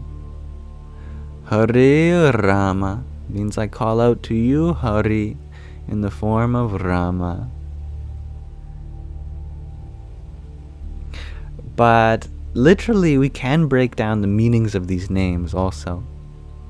Hari means the one whom has stolen the heart of all Paramahansas. Krishna is the one who has forcibly taken the mind, forcibly attracted the mind of all Paramahansas. And Rama means the one in whom all Paramahansas dwell. Paramahansa means a higher swan. Paramahansa, swan, because on this ocean of Maya, you are free to swim in it or fly above. Maya is the material existence, full of nama, rupa, and the three gunas. See, if you break down any Sanskrit word, you just get more Sanskrit. We have to stop somewhere. There is so much meaning in just names of Hari, Rama, and Krishna. In chanting their names, you begin to open the portal of knowledge in which these words embody. Marian, you shared that you have a personal experience with Self-Realization Fellowship. Been there many times. Wonderful. I love to hear that. And Marian, you ask, have I ever been to the Inn of the Seven Rays? Sounds very symbolic, but no, I don't think I have.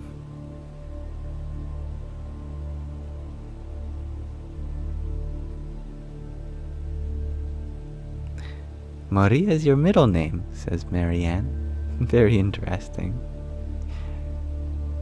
Marianne Maria, thank you for telling me.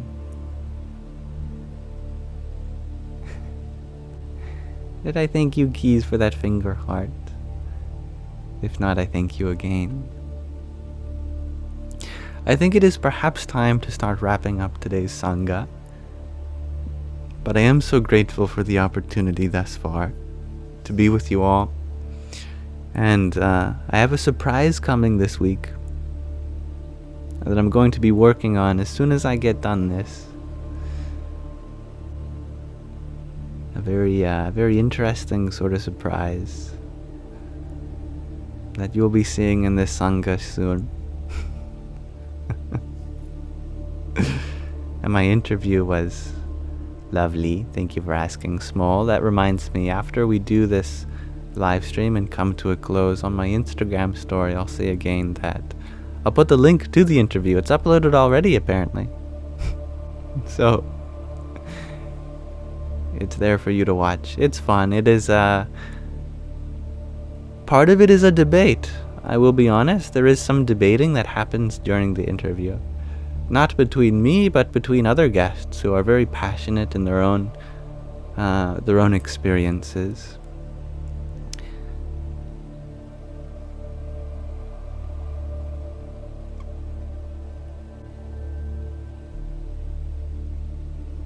That's a wonderful coincidence, Dawn. And I think it's a beautiful name that you share. Maria, Marie, Mary, Marianne. I think I love the Mars. Okay, so I have a question of the day for you all. I asked it at the beginning. I'd like to ask you all again as well. Today I'm wondering, how would you like to make a difference? How do you want to? And please be my guest when it comes to interpreting them in whatever way that you deem fit when it comes to the questions of the day. I am never looking for a specific answer, nor is there a wrong answer. Do tell me whatever makes sense to you. The difference could be in your world, your body, your mind, your feelings, your thoughts, your relationships, your personality, your intellect, ego. Small, you share that you would like to help heal nature.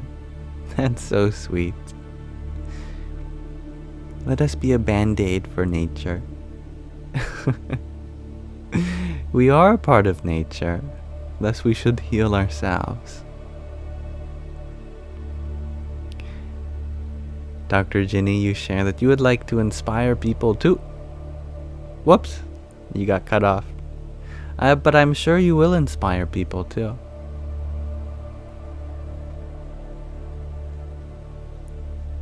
Bloxy, the way you can make a difference is to be as nice as possible to others, as it spreads like a wildflower. I love that. Such a good metaphor.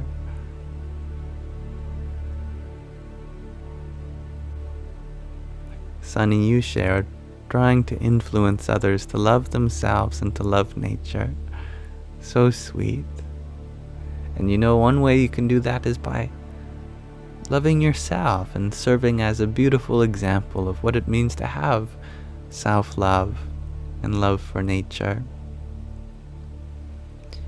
Marianne, you share to try and bring peace to this crazy world. Indeed. Afif, you would like to extend your love into the lives of those close to you and everyone in your life. So sweet. Free soul, you share taming your sharp tongue. I like that. Hello, G2 Infinity. Don Norton, you want to help others that are going through emotional and physical hurt and stress. So pure. Lori, you are the home that all children are safe. You always will gravitate towards protecting the innocent. It is in our nature. The innocent, they have a kind of gravitas to them, don't they? And Bethany, you'd like to heal animals that are suffering or endangered. Mason, the human being, you share by spreading yoga to the world. I love that. Marlin, you share make food for the hungry people around you. Around the world, specifically. So sweet. The fallen monk, you share to teach people how to heal past trauma. Wow, that's a powerful one. Dr. Ginny, you share you would like to inspire people to get closer to the planet and understand their unique purpose. Beautiful. Thank you for giving me an exercise in patience as I awaited for your lovely answer. Well worth the wait. Val, you share that you believe to make a difference, it must first come from within yourself, to be grateful, humble, and live in every moment. Wise words, Val. Mr. Mate, you'd love to bring people together, as I'm sure you will. Dawn, you share to keep on loving others, as there is such a loss of it these days. All the more reason to be a source of love. And Tattva Masi, I'm glad you're here. You know what mantra we're doing today? We're doing the Shivoham mantra that you sent. And thank you for your quintet of roses. Yes. Hari Om Tat Sat. Marcy, you share, providing them with the tools to become, to fall in love with themselves again. So beautiful. G2 Infinity, you share, the only difference you can contribute is be a loving source to everyone and anyone I interact with. I love that. Marlin, you share, end wars in this earth forever. Heal all living beings on this earth. Such a Mahayana Buddhist you are, at heart. A Bodhisattva. I love that. And ENFJ, you share, to heal people's minds by highlighting their strengths and weaknesses and help their ego develop. Being a divine mirror. I was going to say mother, but that works too. A divine mirror to see themselves in. That's very pure. And small fries in a shake, you want to help people See they are never alone. So sweet. To heal Mother Earth, says Marianne. To connect with as many people and things as you can. Find sources of power and lessons from each other, shares Katie Pond. Power as an energy and inner strength. I love that. And thank you, Moonflower, for your tiny. Yahoo! Safe animals, says Mariham. And Moonflower, you share, teach awareness of how our energy affects and effects others. Apple user, you try to calm the settings as you are in, especially in public. Beautiful. Such wonderful answers, everyone. And I'm so delighted to see the common theme so obvious, which is to help and heal, to love, and be humble. That's great. I know that there's big things in the world which we are all waiting to be a part of. And I'm sure this community will at some point blossom into a vehicle for that. And I look forward to making a difference with you all, slowly but surely. Now, without further ado, before we end the live today, there's 2 more things I'd like to do with you all. Read from a short section of our book, and then we'll be doing a mantra, a 6-minute meditation session today on a mantra for us to listen and watch.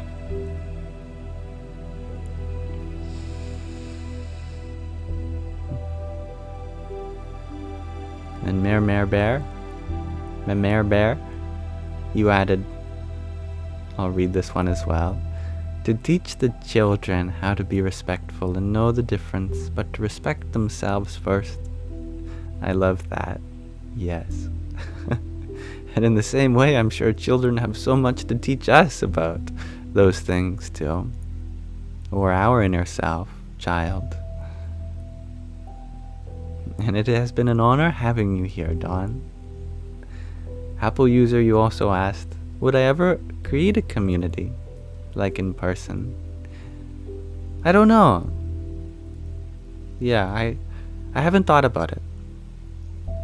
Right now I'm happy with the things that are ongoing, and we'll see what the future leads to. But let us read from another section of In Love at Ease.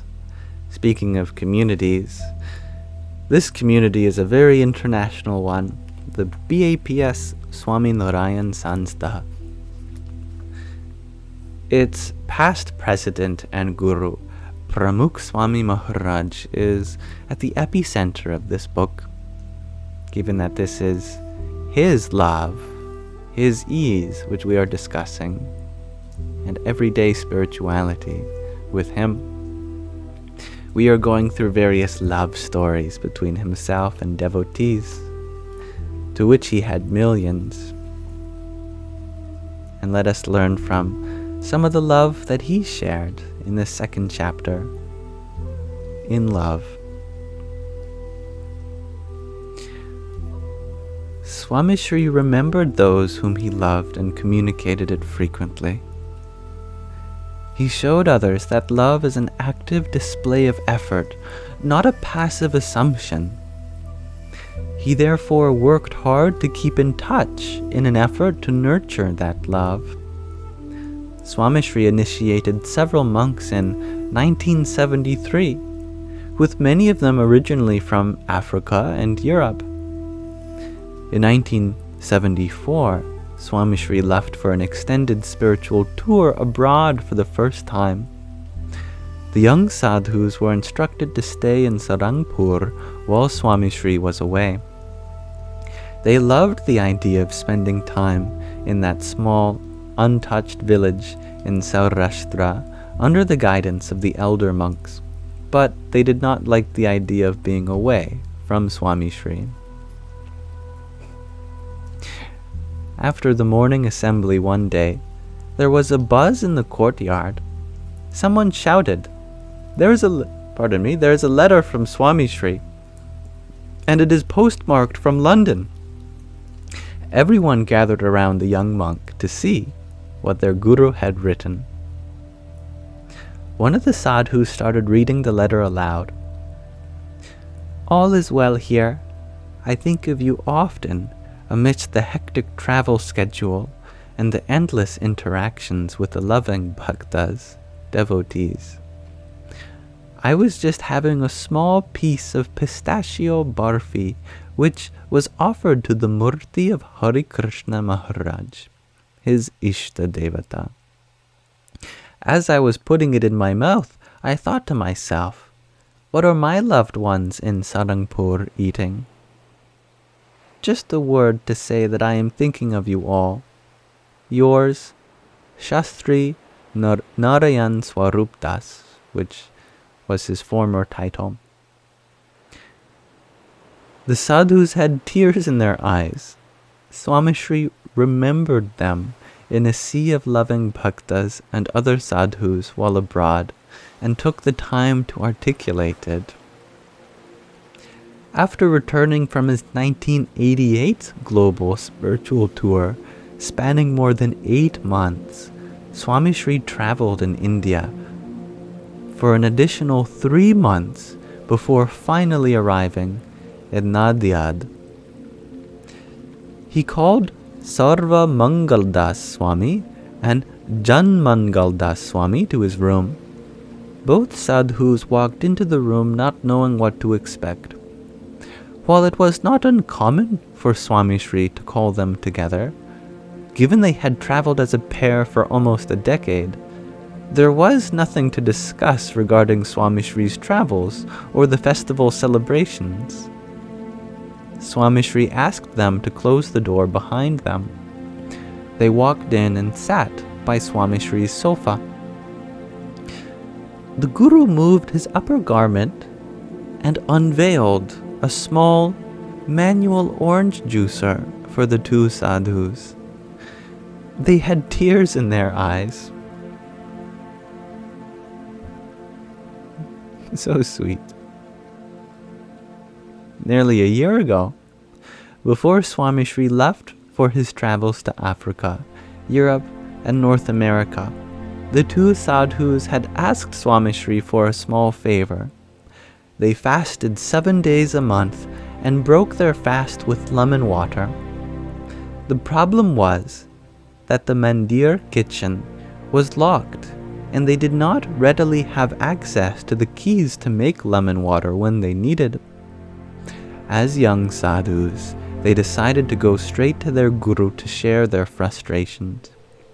A year later, Sarva Mangal Das Swami recalled how foolish it was to ask for something so trivial from his guru, who had just traveled to over a dozen countries to help people with their personal and spiritual problems. Swami Sri had carried that juicer around the world, and then for 3 months in India, before delivering it to them personally.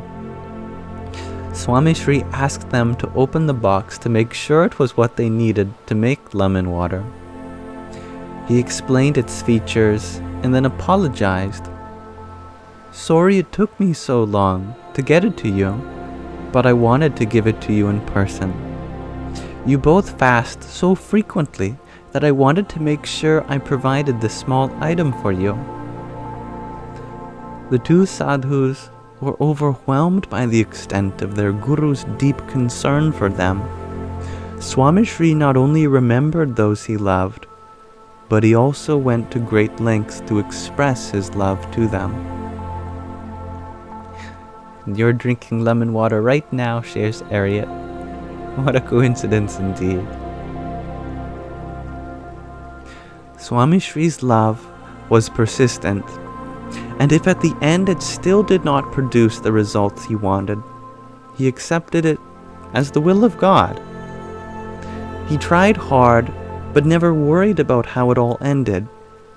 For him, loving was the result, and he never stopped.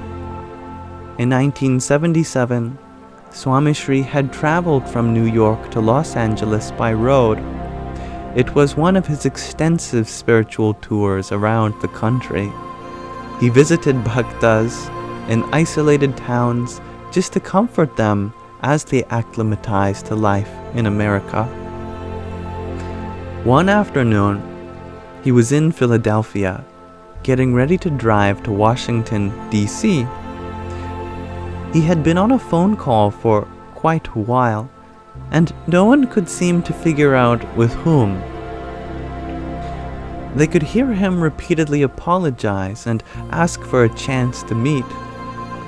The call was from a bhakta, a devotee from Washington, D.C., and he was upset. He had gone to India after his guru, Yogiji Maharaj. After his guru had passed away and had not felt appreciated and respected. Swami Sri was troubled that one of his guru's disciples felt neglected under his leadership. He wanted to care for everyone. He tried to convince the bhakta to come meet him. However, the bhakta had a list of excuses and used a new one each time Swami Sri suggested a solution. His wife had just given birth, so he could not leave her side. Since the birth happened recently, he could not invite Swami Sri to his home. He worked odd hours, so he was unable to meet Swami Sri during or after work. His workplace had a strong security system, so he could not come outside to meet Swami Sri on his break, which happened to be around midnight. Swami Sri resolved that he would go to the man's workplace at midnight and wait for him outside the fenced compound. He would meet him from the other side of the fence. As promised, Swami Sri made it to the manufacturing plant 10 minutes prior to midnight. He waited patiently for the bhakta to come outside, but he never showed. Swami Sri sent a volunteer inside to find him. After waiting for an additional 30 minutes outside the plant, Swami Sri met with the disgruntled man, who insulted Swami Sri and ran off in just 3 minutes. As they were driving back to a bhakta's home, one of the sadhus asked, "Was that really worth it? We have an early morning tomorrow. We should have just rested instead." Swami Sri tapped him on the shoulder and said, "Of course it was worth it. He got to see that we made a genuine effort, and I got to express my bhakti, my loving devotion, towards one of my guru's disciples. The rest is in God's hands."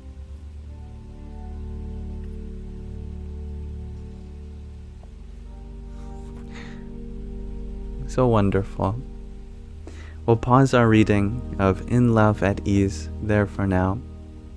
And I thank you all for listening with me as we read.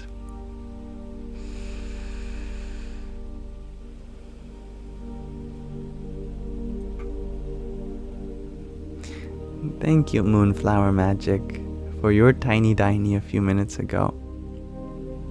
Yippee! And Magdalene, you share that these stories always leave your heart humbly inspired. I love to hear that. And hello, little wing Nico.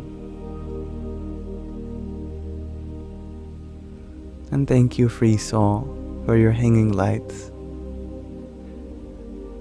Hari Om Tat Sat. And Dr. Ginny, you share that love was the result. A quote from what we read today. You love this so much, I thought you might. As I was reading it, I was thinking of you.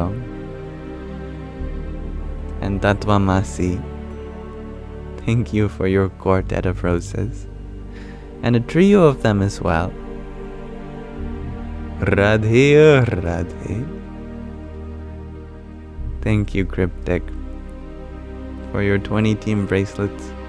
And for your subscription here also.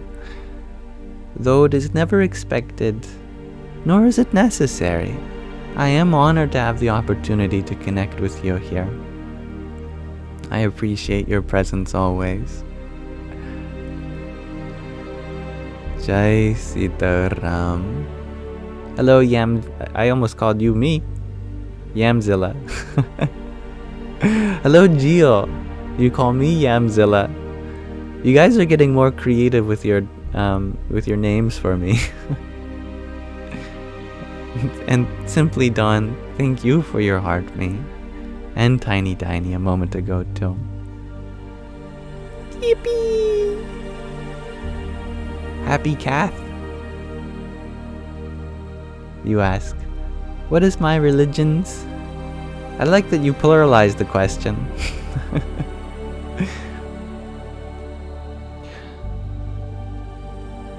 I feel like out of all the religions in the world, I cannot call myself any, not because I feel like I'm beyond them, but because I would not like to take the title away from anyone else who is a much better practitioner of their religion than I could ever be. Though I lack the proper training to be a qualified teacher of any religion, I see so much love and so much faith across various cultures that I am inspired, although from afar. And whomever may come to be in front of me, I only wish to support you in the path you're already on. And I don't wish to exchange your faith with anyone else's. I believe that it is not one faith which is true. It is that faith which is the one truth. And no matter what faith you have, I only wish to inspire more of it.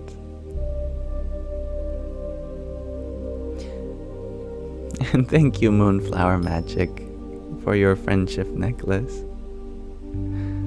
Hari Om Tat Sat. And Vanessa, thank you for your hand hearts. Om Namo Bhagavate Vasudevaya. Although many of you are probably coming here within the last few minutes of this end of our Sangha, I still would like to thank you for being here. And as I mentioned previously, we will be doing a closing session with mantra japa. We'll be doing a Shivoham mantra that Tattvamasi asked us to do a few weeks ago, and I apologize for not doing it sooner. But I'm happy that you're here now. We get to do it together. This mantra is dedicated to Shiva, specifically the hum sound that we'll hear and read at the end of each line means I am that. So Shiva Ham means I am Shiva. Shiva is a form of the divine in Hinduism, and one of the unique trademarks of Hinduism is that you are meant to worship and respect the divine, but also incorporate it into your very being as well, and see yourself as a part of that divinity. So I love that. And for anyone who is unfamiliar with this tradition or culture, please be my guest if you want to sit out, if you'd prefer to scroll on or just listen. But I will do my best to chant along, and we'll explore this tradition together. I'm going to minimize the background music now so that we can maximize the video that we'll be watching and listening to at the same time. It's a 6-minute meditation, and I'll bring it up right now.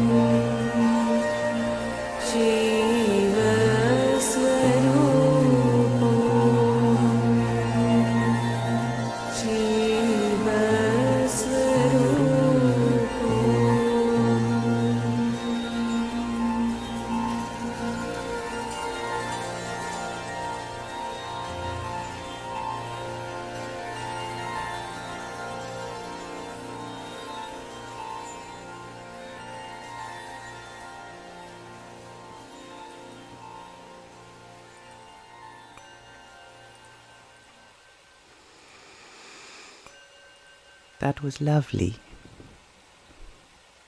Thank you for recommending that, Tattvamasi. I very much enjoyed that. I wish for you all to maybe one day learn about some of the Sanskrit that was going on in that mantra, but it was lovely to listen to regardless.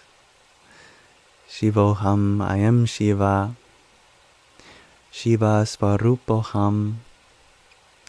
Shiva, that divine form, I am. Brahmoham, I am Brahma, the agency of creation, or even the ultimate reality, that I am.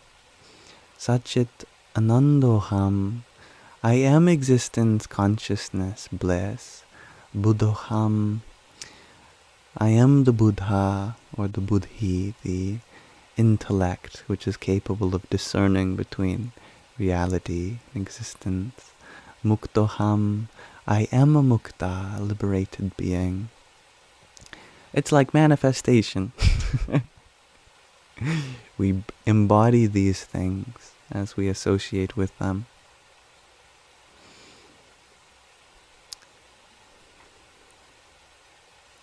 And was that the right version, Tattvamasi? If not, I'll be happy to try again. Listen to it another time. And thank you, Anna Lee, for your heart me a moment ago. Yes, it was. Good. And Didi May, thank you for your heart me. Hari Om Tat Sat. Thank you, Marlin, for your rose. And thank you, the link below, for the auspicious number of 108 roses.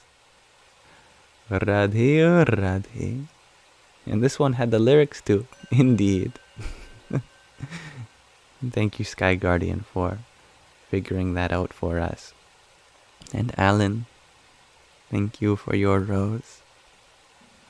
You found it relaxing, Lori? Beautiful, says Dawn. Very beautiful, says Denise. Very relaxing, says Mariham. Good. Blessed to have the opportunity to share it with you all. And Dr. Ginny, thank you for your baker's dozen worth of roses. And a tiny. Yippee! And before I forget, let me make your new account a moderator too. There you go. And Moonflower Magic, thank you for your rose. And thank you, Tattvamasi, for your quintet of roses and quintet of fires. Hari Om Tat Sat. And Gianissimos.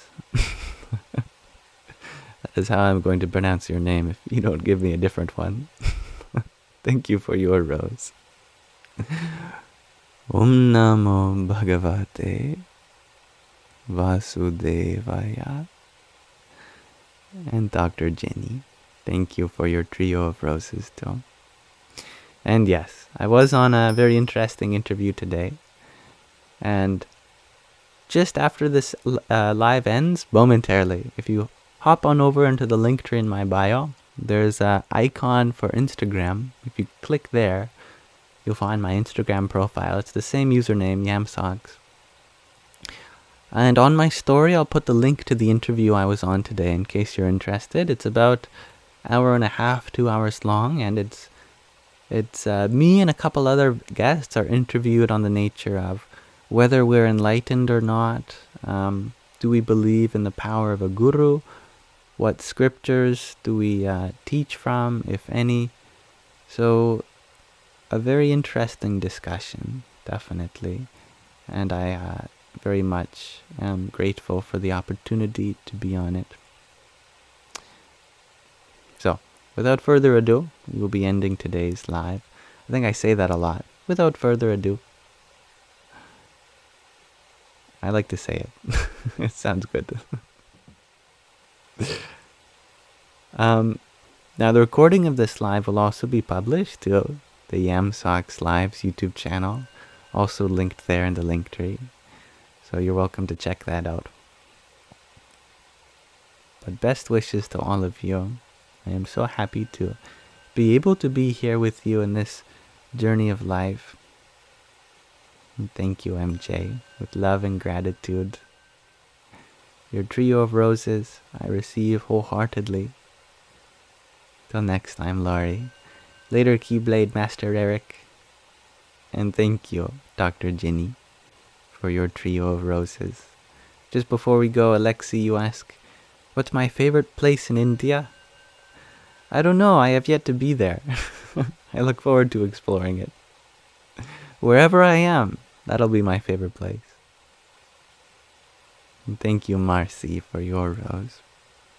And Marcus, thank you for your heart me. Radhe, Radhe. And thank you, Free Soul, for your hand hearts also. Jai Sitaram.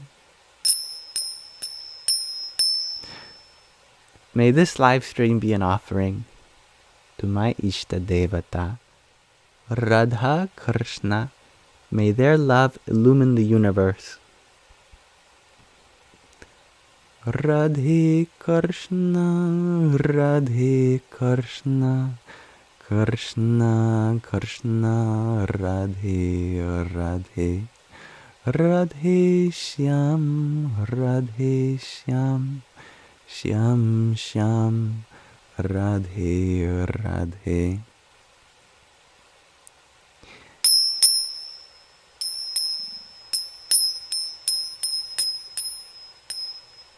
Sky Guardian, you share that Swami Taratmandandaji has the same Ishta Devata. I didn't know that. You know, I wondered. And that's surprising, because I know that within Advaita Vedanta, usually Shiva is most people's Ishta Devata. That's lovely. And that makes sense with the puja that we watched of him. Well, I'm honored to be siblings in that regard. Children of the same mother, same father. Alright. May you all have a beautiful rest of your present moment. Bye now.